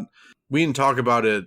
I kind of forgot to, honestly, and we're well past that point now. But I will just quickly note, Hercules is like my second favorite Disney movie of that era after a Goofy movie. And I feel like that's not a very popular opinion, and I get it. I truly understand, but I still like Hercules a lot. So it was wild to me. I don't know. I didn't feel like that many people liked Hercules my age and whatever. So like, it was cool. Yeah. It was cool seeing Hercules in Kingdom Hearts, but I don't know if that was, maybe people did like Hercules more than I thought they did. That's interesting. Yeah, I'm with you. Goofy movie is definitely my favorite Disney movie of that era. Mm-hmm. I've always been a Lion King boy. My first like big themed birthday party was Lion King themed. I had Lion King stuff in my childhood bedroom. Like I've always loved Lion King. That's always going to have a special place in my heart. But like from my perspective, like when I was a kid, like especially my cousin who's several years younger than me, he was obsessed with Hercules, dude. Like I felt like Hercules was all over the place. Like we had like plates from like McDonald's that were Hercules, and we had those plates. I remember those. Yeah, it was interesting. But yeah, Aladdin is actually my wife's favorite Disney movie. And it's definitely one of my favorite worlds in the game. And yeah, I think this is probably my favorite battle theme in the game. I mean, this one, we have to shout this one out in particular because it's got so much horn in it. You know, it's the horn boys are eating well. You got that horn lead really kind of takes over. I have tagged 50 seconds, like that horn passage there. It just rules, man. Like it's got obviously a lot of like Middle Eastern flair to it. I'm sure some of the like string instruments and the drums are like authentic Middle Eastern instruments that I just don't know about. But it sounds great. But yeah, it's the horns for me in this track are really kind of going nuts. Yeah, I really liked right before the horns come in at full blast, at like 36 seconds, like the song gets very quiet and very minimalistic for a little bit until 50 seconds when they come back in full blast. Because like Kingdom Hearts, as you should probably know by now by listening to this, even if you've never played the games, it's not a series that really deals in subtlety basically ever. So to have like a little moment of quiet in a battle theme is interesting. It's a cool way to handle it. And yeah, I just like the Aladdin world in general. And we also were thinking about having just like the normal Agrabah theme in here. But yeah, we ended up swapping it out because we needed at least one battle theme in here. Yeah, I think it was a good call. Yeah. That said, are we ready then to move on to the YouTube comment oversharing corner? Let's do it. As a reminder, this is the section of the show where we read off any funny or memorable or interesting or insane comments we stumbled across while grabbing songs for this episode. I did find one insane one that I think I'm just going to start off with this because it might send us off on a tangent maybe. Okay. This is for Simple and Clean Ray of Hope Mix 4 years ago from YouTube user Numba003. This is a doozy. Codename Kids Next Door? Is that what that's in reference to? Maybe. I never watched much of that, so that would go over my head. I was a little old for it, but I do remember that. Yeah. When the trailer came out for 0.2, the hype was so real. It seemed like Kingdom Hearts 3 would never come, but there was our first taste. Stay well out there, everybody, and Jesus Christ be with you, friends. And then a little pleased emoji. I think this is like diabolical. I think this is, I think we've already mixed Disney and Final Fantasy. We don't need to bring Christianity into the Kingdom Hearts lore. I think that we're getting way ahead of ourselves here. Yeah, I mean, you know, since we have, especially in Kingdom Hearts 3, we've been to Olympus and, you know, the gods and the clouds and stuff. I mean, if we're really gonna mix our mythologies and things here, we can't bring in Christianity in there either, because that just, the implications of that are too great. But I guess in Kingdom Hearts 2, you go to Christmas Town when you go back to the Nightmare Before Christmas world. So I guess Jesus Christ and Sora exist the same canonically. Put the Christmas Town back in Christmas, man. Yeah. This holiday. I'm glad we've found a way to tie this back into the seasonality of this episode. Yeah, you're right. I also know I didn't write the other ones down, but I found multiple comments across of these songs of people like referencing Jesus Christ. Like, I did. Is Kingdom Hearts like a Christian favorite? I mean, again, the Disney-ness would lead maybe like parents were like Christian parents were buying their kids this Disney game, not realizing that you're fighting like demons and stuff. I don't know, but that's the only thing I could think of because this is our 19th episode of the show. I've never found so many references to Christianity in the YouTube comments section. Okay, I'm so sorry to bring this up. Okay, go for it. This is another classic like Seth drops like a bombshell story at the end of the episode. Okay, my cousin Ethan, who I think he's actually he's technically my second cousin. He's my mom's cousin, so he's my second cousin. I think that's how that works. Yeah, I have no idea. He's part of my mom's extended family that lives in Chicago and whatever. When I was a teenager, I got kind of close to him. I went to like, I think I might have talked about this on the show. We used to go to like horror conventions. He's a massive horror aficionado. Like he would take me to horror conventions and like, you know, I would go backstage with him. He's like, he has like Robert Englund's phone number. Like they text and stuff. Okay. Like, and so anyway, like I remember like I would be, you know, 13, 14 and I'd be with him like talking to Robert Englund and like the girl who plays like Samara in the Ring or whatever, and just like behind, you know, like backstage at these like horror conventions. And I think now he does like a horror movie podcast or something. Anyway, he's a Wiccan, right? And he was at the time too. And I remember I was so obsessed with Kingdom Hearts, I was staying with him for a couple of days or something like that, and I asked him if it would be cool if I brought my PS2 with me. And I was like, because I just want to play Kingdom Hearts at your house, like, you know, after like we're back at the house or whatever, and like you've gone to bed or something like that. I just want to be able to play Kingdom Hearts. And he's like, yeah, that's cool. So I like lugged my PS2 over to his house, and I remember playing it, and he wanted to see what it was about. He's like, let me see a little bit about like what this game you like so much is all about. And I turned it on and I started like a fresh save, and I was doing like the intro of the game, and he was like, oh, this is a classic. Your game has like so many Wiccan themes in it. I was like, what are you talking about? he was like, yeah, the start there where you have to like pick which of the three you want. That's a classic Wiccan concept of a bargaining chip, you know? And I was like, what? He's like, yeah, like in life when you're in, you know, as a Wiccan or whatever, you give away something to get power in something else and stuff. And I was like, okay. And he was like connecting all these weird, like just total reaches of like how Kingdom Hearts was clearly a Wiccan game. What did he say when you just whacked children with a wooden sword for 20 minutes? Was that Wiccan ideology also?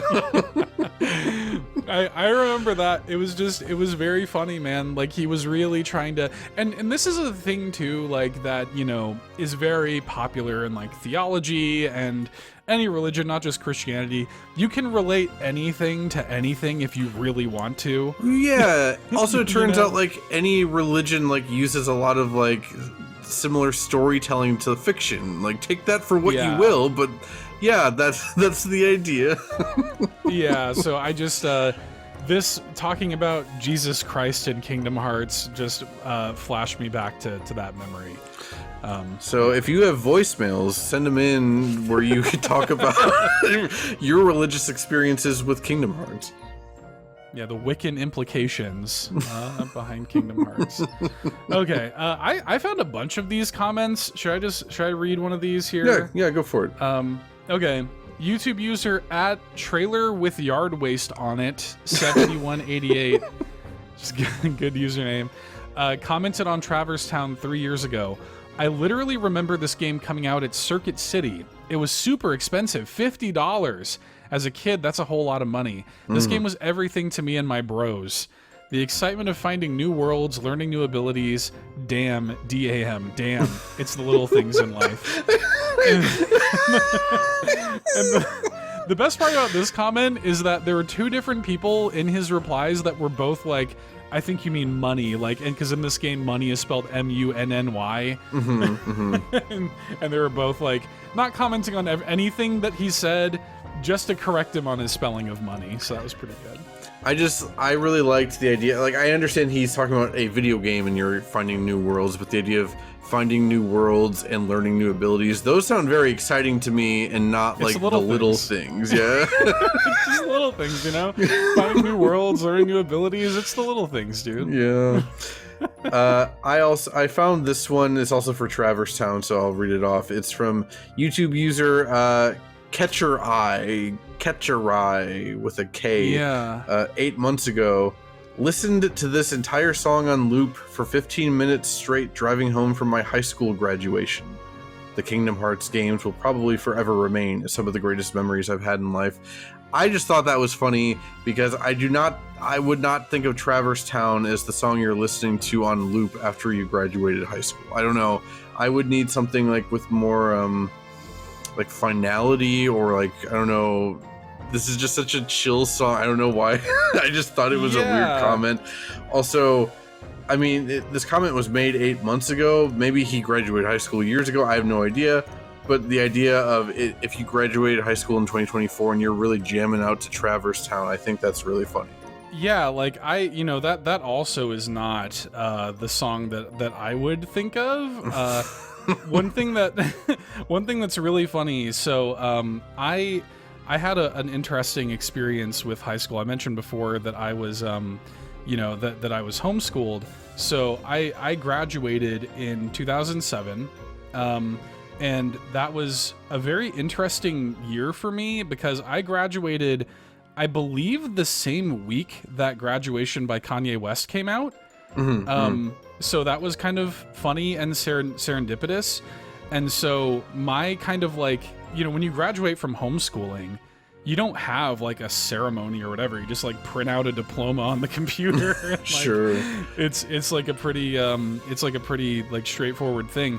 But I do remember my parents wanted to kind of make like a big deal about it, and I was so into that album at the time. They were like, what song do you want to have, as like your graduation song or whatever, whenever we're like taking pictures. And I chose The Glory by Kanye West. I love that song. Yeah, it's a great song. Not a very appropriate song in hindsight. Yeah, sure. But that's my graduation song, not Traverse Town, regrettably. Yeah, I don't think I was listening to. The only thing I remember, I graduated in 2008. It wasn't my choice. What was that damn that Coldplay song that came out that summer of 2008? I don't remember. I don't like it, but that's all I heard on the radio that entire summer. So that's what I associate my graduation with. I think I like Traverse Town and The Glory more than. It's got to be. I'm thinking 2008. Was it Viva La Vida or whatever? Yes, it was Viva La Vida. Yeah. You couldn't get away from that song, even not on the radio. It was just everywhere. It was very annoying. I'm not a big Coldplay person in general, but I don't like that song, and now I heard it so many times right after I graduated. I think that song is garbage. I liked this comment from YouTube user Raindrops455, who commented on Kairi 1 15 years ago. And this is somewhat out of context, but I'm assuming this is in reference to the other people who were talking about how Kairi is waifu or whatever. They commented, well, she is pixels, sadly, so dot go making plans, lol. Which, I think he was saying, like, hey, all of y'all, like, don't go making plans with Kairi, she's just pixels. Right. Like, when I saw you added this comment in, I didn't understand it at all. Like, I stared at it for like 2 minutes. I'm like, oh, okay, it must be people are talking about having crushes on Kairi or whatever. And then this person, is out of context saying that. It makes sense. I don't know. When I read this originally, I think I was like, wait, does Kairi get turned into pixels at some point? Because I think in 2, you do get pixelized to go into the Tron world. So I was thinking something like that. Yeah. But no, that definitely isn't. Kairi, I just beat the game. Kairi, I can confirm, does not get pixelated. No, yeah, this was just him saying like, "Hey, dudes," you know. I thought it was a very funny way of telling people not to get too attached. The last one that you have here is probably a more appropriate one to end on than the last one I have here, so I should just get this one out of the way, and then we can end on your last one. Okay, sounds good. Because my it's a very simple one, but I was so this cracked me up. YouTube user Carlos Lara Eyes or Lil Reyes maybe 5205 commented on Hollow Bastion 5 months ago, just only 5 months ago. In all caps, "Yep, this sound Castlevania." I mean, yeah, like, I guess I get kind of what they mean, but it doesn't even sound that Castlevania to me. It's just like it's a little bit of the organ. I'll give him that, sure. But like, I don't know, this he had this epiphany that he really needed to shout into the YouTube all caps, comments. Just had to shout it. Yep, this sound Castlevania. This last one here is from YouTube user Kamikaze130. Commented on, again, Simple and Clean Ray of Hope mix 4 years ago. When you're tired, and that's the wrong "you're," when you're tired of the same old routine and hear this, you feel like you can give your 110%. We all have it deep down inside of us. We just need to realize it. I read it like that because there is absolutely no punctuation at all. And yeah, I don't know.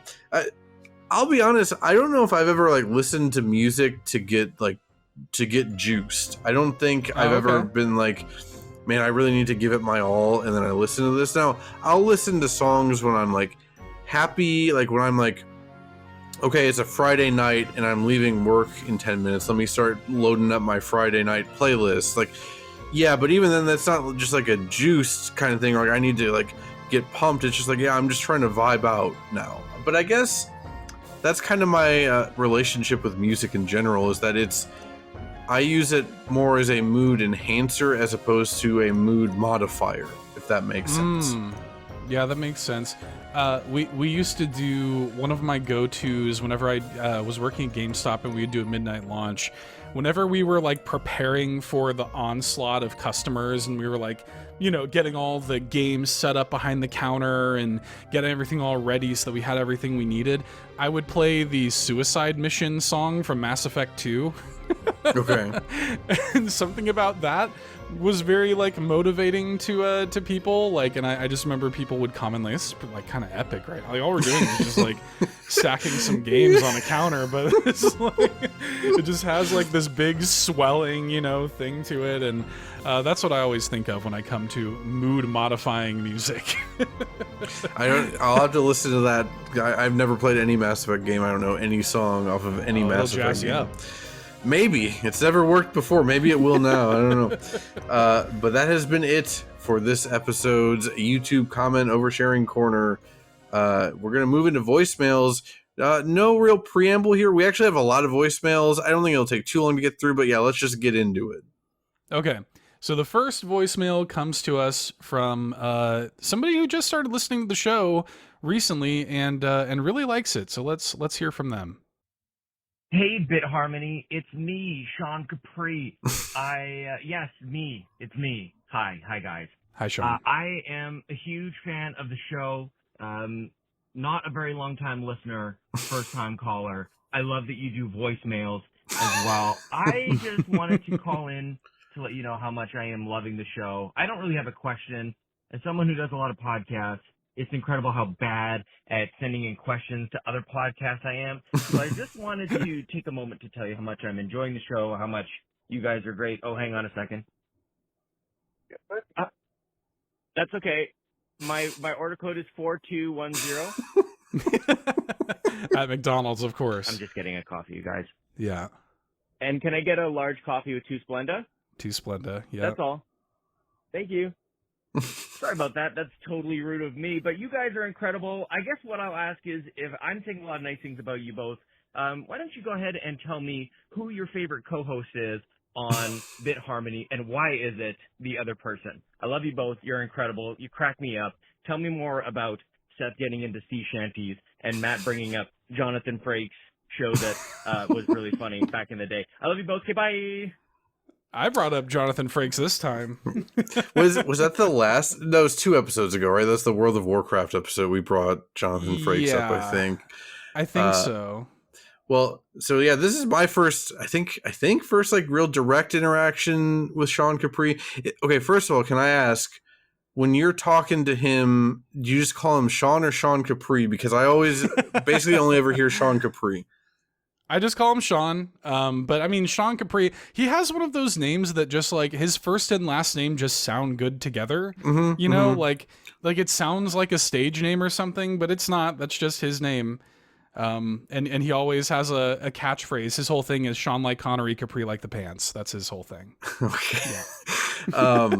Yeah. I asked because I've had friends that they use the first name, last name. The most notorious one we had was our friend Ben Hughes, and that is just, it's such a good flowing name. We always called him Ben Hughes. Yeah. I was just always curious about that. I hope that wasn't too intimate of a question. Hey, what do you call Sean when you're alone? When you're alone with Sean, what do you call him? No, just Sean. Yeah, thank you, Sean or Sean Capri, whichever one you prefer. I'll probably say Sean Capri. I think it is a fun name to say. The main thing I know about Sean Capri is that he's often ordering from McDonald's. Because I don't know exactly when I came upon that information, but I think I've seen, maybe you linked like a clip of him or something, and he was ordering McDonald's or so. I don't remember, but I love being on a phone call and doing other things at the same time. You know, I worked at a help desk like 10 years ago. God, the fact that it's been 10 years is alarming. And one time someone called in needing help to get logged into a website, but they were driving. And I said, okay, I can reset your password, but what else do you want me to do? Like, you're driving. And they didn't have an answer. Like, they didn't think that far ahead. So I love the energy of calling someone or a voicemail like this while ordering from McDonald's. That's not facetious. I think that's awesome. Yeah. Well, I'll say this too, and this will make Sean's one of my best friends. He's part of the Carpool Gaming team over there that I'm also a part of, one of my co-hosts on the Nintendo Drive. This will make Sean very uncomfortable. So I'll tell you a little bit about Sean. So Sean, when he first started doing one of his shows, the Xbox Drive, it was called the Xbox Drive because he literally did it from his car. Ryan would be there, like, on the other side of the mic, but Sean would be calling in, like, from his car. He used to even do the Nintendo Drive from his car as well in the early days, and it was for no other reason than he was too busy to do it at home. He would do it on his commute to work, you know? And so he would literally, like, every episode, he would swing by McDonald's and get himself his coffee, like, during the episode, you know, and it's always the same thing. He just gets a decaf with 2 Splenda, you know, and he gets like his Diet Coke or whatever, and whatever it is he does. Actually, I don't think he gets I think decaf is a hit or miss. I don't think he always gets a decaf, but I think McDonald's coffee culture is like a big thing in Canada. Okay. Here too a little bit, but in Canada apparently like McDonald's has like the best coffee. They source McDonald's Canada, I guess, sources their coffee from a very like particular place. It's like a big thing. Okay. Yeah. So anyway, that's like a whole part of like Sean's MO and personality is ordering a coffee with 2 Splenda and a Diet Coke from McDonald's. So. I knew about the Diet Coke specifically. It's funny because I'm not on the internet as much as I used to be, so I just don't have as much time to, especially with time zone differences, to like hang out other places really. But somehow I, in Germany, that has never directly spoken with Sean Capri, knew that he oftentimes is on shows or podcasts or whatever, ordering a Diet Coke from McDonald's. The fact that I know that, I think, is really cool. I mean, hey, it you know, it just transcends. Like if you know nothing else about Sean Capri, it should be that he loves McDonald's. Yeah. Though he did ask a question about who is our favorite co-host and why is it the other person. I will mention he probably didn't listen yet, but also my wife did co-host one episode of this That's podcast. True. Yeah, that is true. So I mean, I kind of can't beat out your wife. I mean, that would be a little weird. And in terms of regular co-hosts, yeah, no, Seth's good. It's very fun. I also want to say that, like, this isn't meant to be a cop-out answer. I love Seth. Obviously, we've been doing this. I've known him for 3 years. We do the show. I think my favorite aspect of the show, and I guess then kind of my favorite co-host, is actually it is the voicemails. Yeah. Again, that's not meant to be me taking anything away from Seth or whatever. It's just like I guess it is a way for me to glaze just the concept of voicemails, and I think it's the best thing that we've done with this show. So I'm glad that other people feel the same way about it. But also, Seth is great. No, yeah, I co-sign all of that. Obviously, have a lot of fun. I'm very appreciative of everything that you do for this show. You bring so much to the show too, and but the voicemails is so, like, it's such a big part of this show. Like, I'm glad we figured it out. Like, I'm glad that we like found a way for people to like call in to where we have a voicemail basically every episode. That's wild to me. Right. That Sean can call from the McDonald's drive-thru in Canada. Rules, dude. Right. Shouts once again to Shy Guy, who is the one that pointed us towards Google Voice to set up the voicemail in the first place. Because the old system, I get why people weren't calling in as much. Yeah, it's awesome. Without Shy Guy, the voicemail section would not be what it is. Thank you, Shy Guy. Yeah. Yeah, thank you, Shy Guy. Okay. Do we want to move on to this next voicemail? Maybe. Yeah, let's do it. I know what this one is about. Yeah. Well, let's just rip off the Band-Aid from a voice that might be a little familiar to y'all. Making his first call to the show. So let's hear from him. Hey, fellas, it's Boogs, first time caller to the show. First thing I wanted to say is that if you two are ever interested in pursuing a spin-off podcast completely dedicated to the Netflix reality series The Circle, I will happily join you in that endeavor. So I listened to your last episode, and Matt is absolutely right. I do have a lot of milk-related trauma to get off my chest. So my family drinks skim milk. The logic my parents used as justification was it was healthier, but I really think it was just an excuse so that we could consume more milk. We were raised to not only have one big old glass, but 2 per day. One at dinner time and one before bed with your favorite bedtime snack. Before bed's In high school, crazy. my proclivity for milk became a part of my identity. So much so that a friend of the program, Jim, bought me Got Milk shirts during a Christmas gift exchange. Shirts that I still have to this day. Now, around 2017, after many years of drinking large quantities of milk daily and gaining many pounds, I finally decided I had had enough. Believe it or not, but cutting out milk from my diet was arguably the main reason I ended up shedding about 70 pounds. I don't think there's a word for quitting the act of milk consumption, but let's just say I've been sober for about 8 years. My dad, however, at 66 years of age, still drinks a big old glass of milk before bed every day. Needless to say, as you guys so eloquently stated, milk in the Midwest is an epidemic. And I apologize for making you guys discuss milk on a second consecutive episode. But anyways, hope you're both doing well. Love the program, and happy holidays. Wow. Yeah, so for one, that is Garrett Bugay Boogs. Or I guess Garrett Boogs Bugay. That's the voice you hear at the start of every episode, the person I send the scripts to read off these intros, the person I forced to say a lot of dumb sounding words every week. I guess we don't have time to do a circle podcast because we're just doing this milk podcast now, right? Yeah, we have the circle segment anytime there's room for it, and now we have a dedicated milk segment.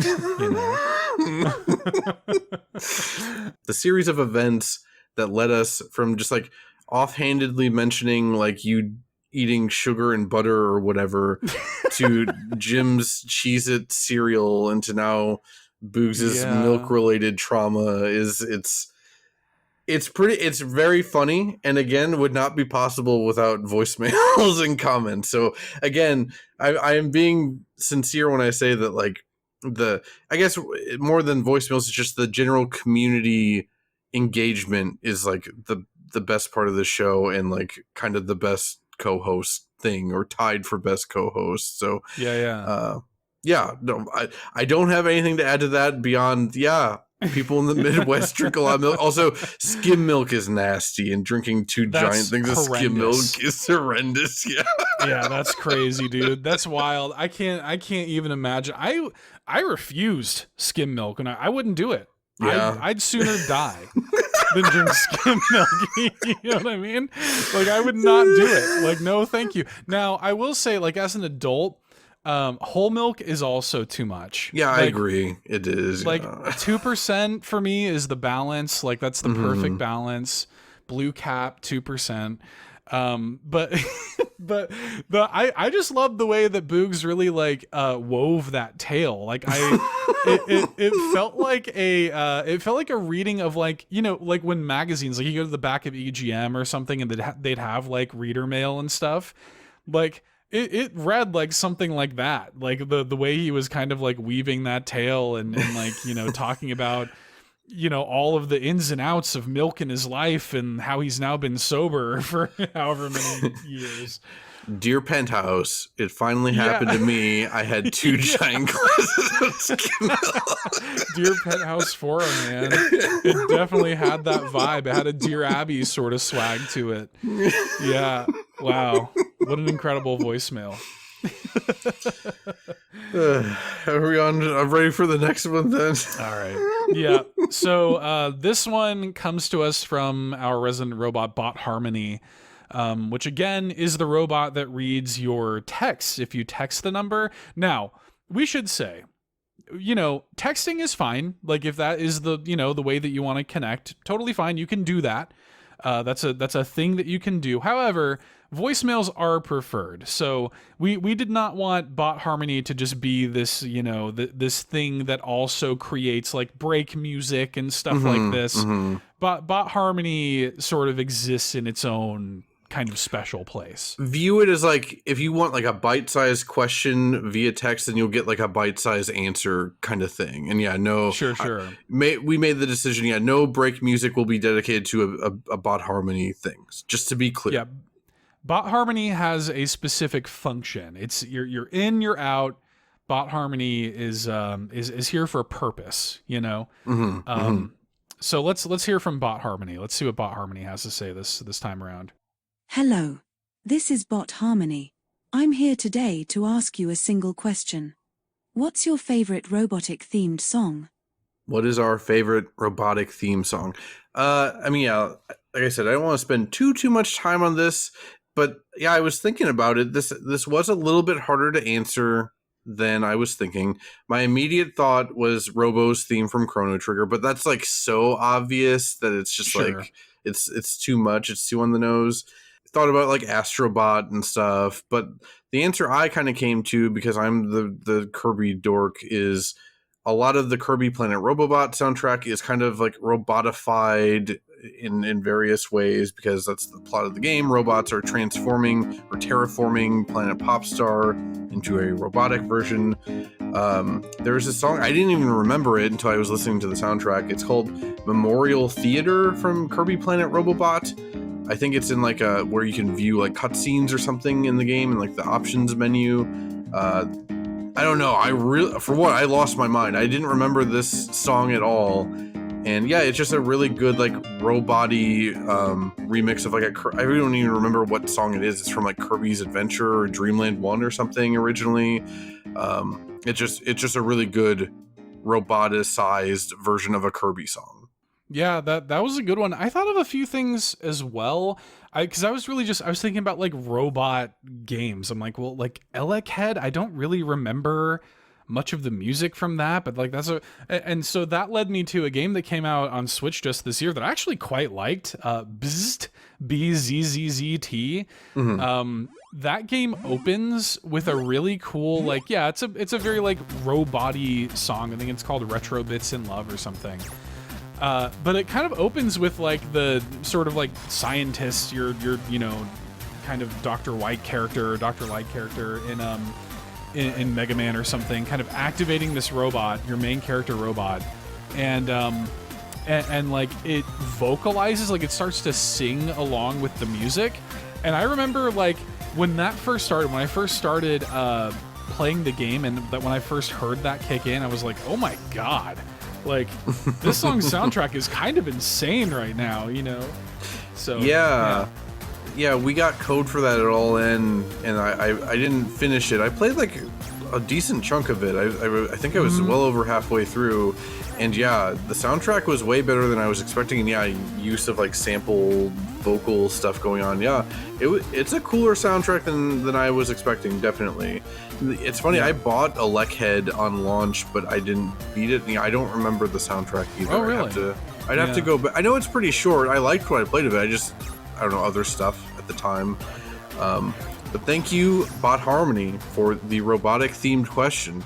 I'm wondering now how many robotic themed questions we can get that aren't related to our favorite robotic themed video game song. But we do have one more voicemail. All right, one more. The return of the king here. So let's hear this one. The all-in media conglomerate. How I've missed hearing those words. Yes, that's right. It's me, Presto, back with another voicemail after a little bit of a hiatus. I'm here to recommend you a song of the episode, and that's pretty much it. I will say, I really enjoyed all three of your previous episodes. I listened to them as soon as they came out. I didn't expect to enjoy the World of Warcraft one specifically, like, as much as I did. But now I really want to get into an MMO, and I'm stuck between World of Warcraft and Final Fantasy XIV because I've also really wanted to get into a Final Fantasy game for a while. So thanks for that. Jonathan Colton is really funny. I found a song by him called RE:your brains, and it is it was immediately added to my playlist. Like, legitimately one of the most hilarious songs I've heard in classic a while. Probably since, like, Doom Crossing Eternal Horizons, which is a great song. You should look that up. And also, I was going to send in for the winter episode Animal Crossing Winter, and then you used it as your outro music. So, absolutely good there, which I think is kind of funny. But I do have a random song of the episode for today. I've been listening to Nintendo music, as you do. In fact, the entire month of November, I listened to nothing but Nintendo music, which is, it was fun. It was interesting. It was fun. And I found a song from the Scarlet and Violet DLC, which I haven't played because I haven't finished Scarlet and Violet because I don't like the game. But I found a song from the Scarlet and Violet DLC called Mochi Mayhem, which is really good. So I hope you enjoyed the little bitty banter that song causes. I'll see you on the next one. Bye. Wow.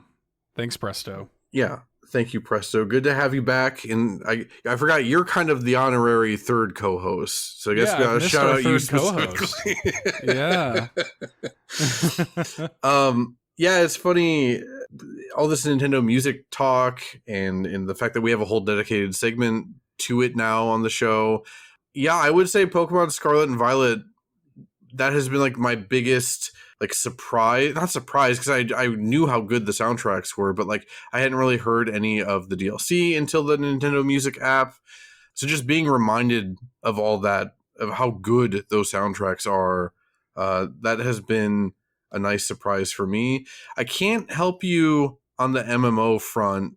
I played Final Fantasy XIV one weekend, like, I don't know, 8 years ago with my wife and a friend, and I have a very addictive personality, and I realized real quick it was going to become a problem, so I just stopped because I didn't want to do it. Like, it's just not, it's not good for my personality, but I really did like what was there. I like the world. I mean, yeah, I will always have more of a bias towards like that, like Japanese RPG art style and stuff than like the more comic booky look of World of Warcraft. So like that's kind of that's my bias, but you know, I liked that World of Warcraft episode and the music more than I thought I would. So you could probably go with either one, Presto. Though I guess you'd be killing two birds with one stone if you got into Final Fantasy XIV. That would knock out the MMO and the Final Fantasy that you're looking to get into at the same time. Yeah, I mean, that's just efficiency to my mind. That's just being efficient for me. It's also probably the better game, if I'm being real.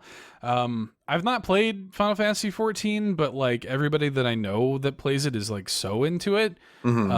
So I don't know, like that would probably be my recommendation too if you're going to do something like that. Yeah, play a Final Fantasy game, play an MMO all at once, and apparently a really good one. I mean, why not? I think in the way that World of Warcraft is also free to start, I think Final Fantasy 14 you can play through like the whole base game for free now or something. I think that's right. Which is wild because I think that's up to like level 70 or something. Like so hey, yeah, I guess if you really want to, Presto, you could play both of them and see which one you like better without having to put any money into it. And it's on console also, right. You know, so. I will say, yeah, I played Final Fantasy 14 that weekend on my PlayStation 4, and yeah, it was great. They did a really good job of converting an MMO over to a controller. Though I did, like the dork I am, I did hook up my mechanical keyboard to my PS4, so in case I need to type to people. But of course, that whole weekend, no one said any single thing to me, and I didn't need to type at all. But I still had it ready to go just in case. Fair enough. Yeah. Yeah, there you go. Final Fantasy 14, Presto. Give that a shot. I do want to very also quickly note, I'm very committed in 2025 to doing a Final Fantasy 6 episode, specifically comparing it to the Pixel Remaster soundtrack.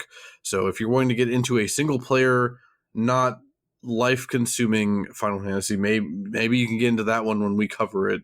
Presto. Yeah, it's not that long, especially with the Pixel Remaster, like quality of life stuff. That's not that long of a playthrough.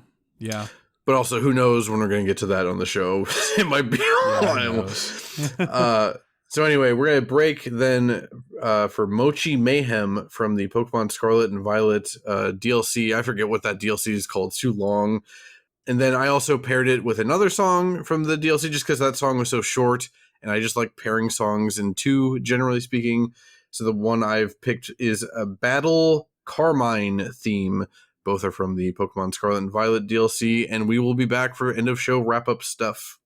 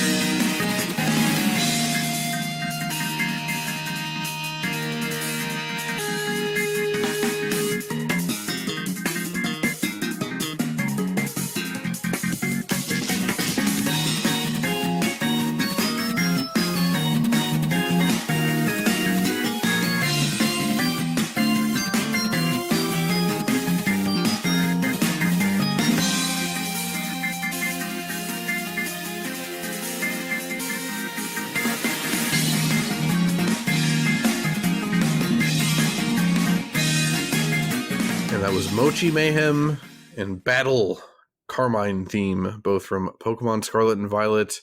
I don't know, the Teal Mask or something. I don't know. I don't know. Yeah. I don't remember what it was called. Mochi Mayhem was composed by Minako Adachi and Go Ichinose. I assume they were just the ones who did the whole DLC. Not entirely sure, but that's what I found. Yeah, I also gotta say, we mentioned it before, but yeah, I haven't played the Scarlet and Violet DLC, which, though, it kind of benefited me for the Nintendo Music app, because that was like the most stuff I'd never heard before, and it's all real high quality, so that's kind of been my go-to on the Nintendo Music app, honestly. I don't have that much to say about Mochi Mayhem. Again, it's really short, but from what I know about Presto's taste, it does not surprise me now that he sent over Mochi Mayhem. It's kind of a bit too much for me personally, but I do really like the really weird and experimental and busy Pokemon themes. Starting around Gen 5, they started getting way more experimental with a lot of battle themes specifically. I don't even know where Mochi Mayhem plays. It could be anywhere with that name. But specifically, I want to shout out the Colress battle theme from Pokemon Black 2 and White 2. I think it's maybe the best battle theme in the whole series. It is fantastic. So, Presto, if you like Mochi Mayhem, maybe check that out. Maybe I'll stick it behind us while we're talking about Mochi Mayhem. But yeah, that's kind of all I really had for notes on that. Did you have anything? So, this was a weird one for me because I, quite frankly, I kind of forgot these DLCs came out at all. Sure. So listening to Pokemon Scarlet and Violet music for me on the Nintendo Music app has all just been like base game stuff. And I've not really dove in. So this was my first exposure to any of the DLC at all, was via this song, which was Wild. You could have told me this was a WarioWare track, and I would have believed you. Okay, you yeah, know? sure. Like it's very hectic and busy. Yeah. Kind of crazy. It's actually got a pretty crazy like little bass line in it. Mm-hmm. It has like a lot of samples. It's got like this weird laugh sample in there. So it's got a little bit of like WarioWare energy. I'm really curious like where this is in the game and how this fits. Yeah, I kind of purposely avoided not looking anything up about it because it's just I kind of just want it to exist in my head and not know anything about it. Yeah, sure. You know, after I played Beastie Ball, it put me in such a Pokemon mood. I considered multiple times, like, is now the time to get the Scarlet and Violet DLC? But then I talked myself out of it, which kind of just goes to show you just how much those games kind of left a bad taste in my mouth. Despite the fact that I really liked the base game at the time, but yeah, it's only been in hindsight that I'm like,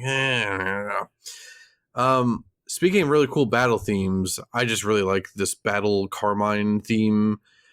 The first night we were listening to the Nintendo Music app, when it came out, my wife and I were playing Salmon Run in Splatoon 3, and I think I put it on like the running playlist, and this came up. I was losing my mind. I was like, what is this? Because I again hadn't heard the Pokemon Scarlet and Violet DLC. So yeah, I quickly grabbed my phone. It's like, oh, okay, this is really cool. That damn bass at around 39 seconds. Yeah.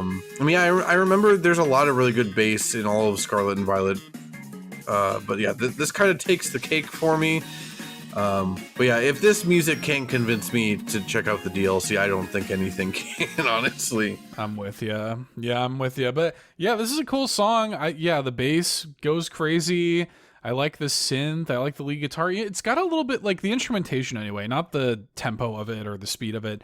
But the instrumentation has a little bit of like a Japanese city pop energy. Like it's pretty 80s. Like if you put this in a different like time signature or something, I think you could probably make it pass for like Japanese city pop. You know, put like a little bit of, I don't know, like a slower pace to it with the same instrumentation. I think it could probably pass. I don't know. I liked it quite a bit. And again, I had never heard that before, so I appreciated the opportunity to because I will almost certainly never play this DLC.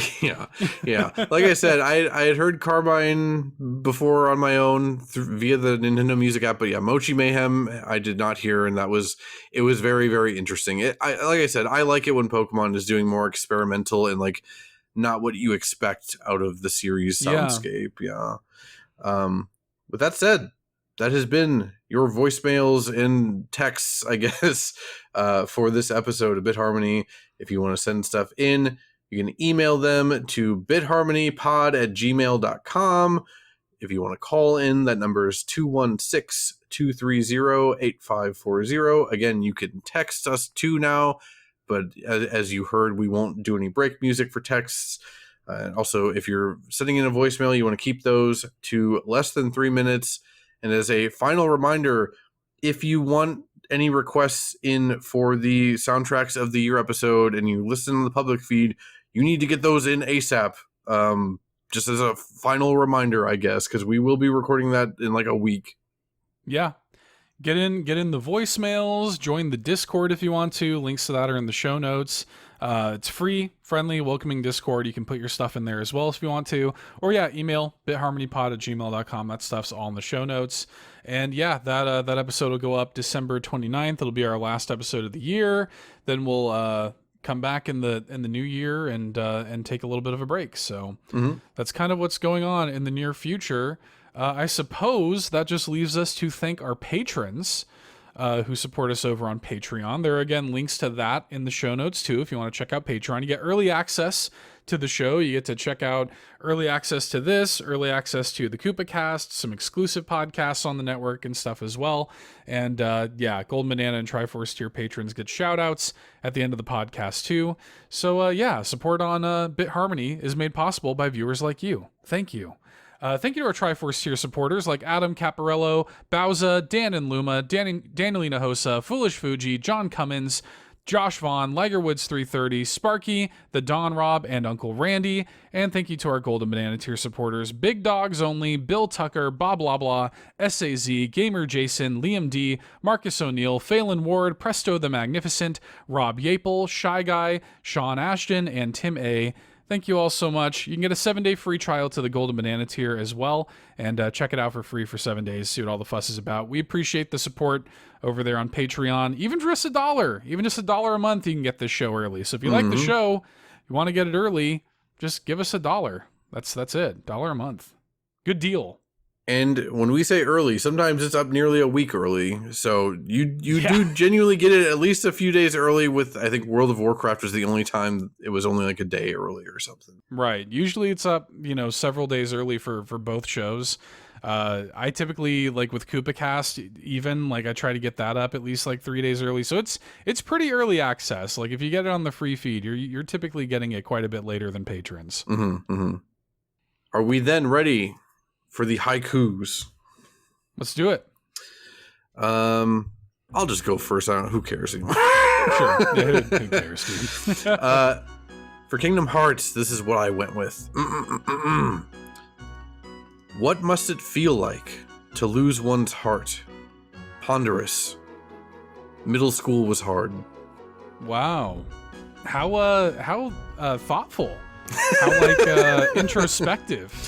It was meant to be kind of like what you were saying of being hyper fixated on Kingdom Hearts and at the time, and like how much of my own brain space was being used for Kingdom Hearts that would probably have been better spent like making friends or like not being a weirdo on my own in middle school. That's kind of what it was all about. Tell me about it. Okay. Mine is related specifically to the ending of the game and my reaction to the ending of the game. Right? We never ever gave a spoiler warning for anything in this game. The game's like 20 years old. 4 years old or something now. It's fine. It's fine. Okay. Teenage tears flow free. A promise through parting hands. I'll come back to you. That's good. That's good. Because also, yeah, we when Sora and Kairi, when they're separating, Sora literally says, "I'll come back to you, I promise," and then Kyrie's like, "I know you will," and then their hands separate, and then that's like, bam, that's when Simple and Clean Simple and plays. Clean starts. It's good. It's again, we talked about it a lot, but Kingdom Hearts 1 has a simplicity to it that like every other game in the series way overshoots, and I think it's basically a perfect ending for what that game is, and I think that's a pretty good summation of your feelings towards the ending of Kingdom Hearts. Oh, dude. Yeah. I could probably, if I sat there and thought about it, I could probably quote that entire ending cutscene. I love it. And, like I mentioned earlier, it wrecked me when I was a kid. So when I sat down to think of what to do with the haiku, I immediately thought of that ending. I remember, I meant to bring this up earlier. I remember yelling for my grandma. She didn't care about it. I'm like, "Come look at the ending cutscene of Kingdom Hearts. Look. And she sat there and she's like, yeah. Okay. I swear to God, this is the last little mini tangent. Okay. This episode is going to be so damn long. Okay. When in I literally was so obsessed with this game, I brought my PS2 everywhere I went. It was the summer of, I think, 2000, maybe 3 or something like that. I was at my grandma Borgini's house in Chicago, and I brought my PS2 with me and Kingdom Hearts.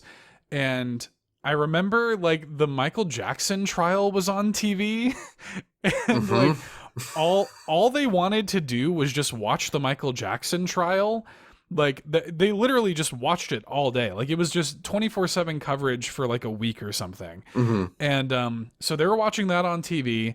And when I managed at the end of the day to get some TV time, I instantly hooked up the PS2. And I remember like my mom was with me and my grandma Borgini, and they were watching me play. And we saw one of the pre-rendered cutscenes, like that ending cutscene. And I remember she was like, "Wow, like it looks so real. It looks so realistic." And I think my mom said something like, "Yeah, it's a far cry from Pac-Man, huh?" You know, or something like that, you know. And yeah, I have that memory of like, you know, my grandma Borgini passed away several years ago now, but she did encounter Kingdom Hearts in her time on this earth. Wow, both of our grandmas encountered Kingdom Hearts. I mean, you know, when my grandparents immigrated from Italy, I think they had Kingdom Hearts in their mind. That someday their hearts would cross paths. Someday, one day our hearts will blend, and we hope that this sorrow will end, or whatever. Oh, goodness gracious. They need to do. Oh no, I'm not even gonna get. I was gonna jokingly say they should do Marvel and Kingdom Hearts 4, so they could have the Statue of Liberty in Ellis Island, and then that's we could probably gonna happen, dude. Yeah, I'll say real quick, I'm all for Star Wars in Kingdom Hearts. I think Marvel and Kingdom Hearts would be lame. I mean, I know Big Hero 6 is kind of Marvel, but anyway. Yeah, but shut up. Yeah. It's kind of not. Right, like, especially I get it. Like loosely based off of a Marvel thing, but it is not at all. Yeah. Again, I like Spider-Man is one of my favorite things. I don't want to see Spider-Man in Kingdom Hearts. I mean, if they're gonna do it, then do it. But anyway, we're gonna end the episode now. Taking you out this episode is Dearly Beloved Swing version. This is from Kingdom Hearts Melody of Memory. Also, it was included in Super Smash Bros. Ultimate with Sora only if you had save data for Kingdom Hearts Melody of Memory, which is a weirdly Kingdom Hearts way to deliver you music in a fighting game. I think this is a really, really awesome version of Dearly Beloved. It's great. Whenever I play on Hollow Bastion and Smash, it is always this song. Despite how good Kingdom Hearts music is, I always put this one on. Also, it's very Christmassy to end the episode. What more could you ask for? Join us next time. We'll talk about our favorite soundtracks of the year and yours if you call in. We'll see you next time. Bye-bye. Bye. Yeah, happy holidays, Merry Christmas, Happy Hanukkah, and all that stuff, I guess, since we'll talk to you again afterwards. Oh, yeah. Happy holidays. Bye.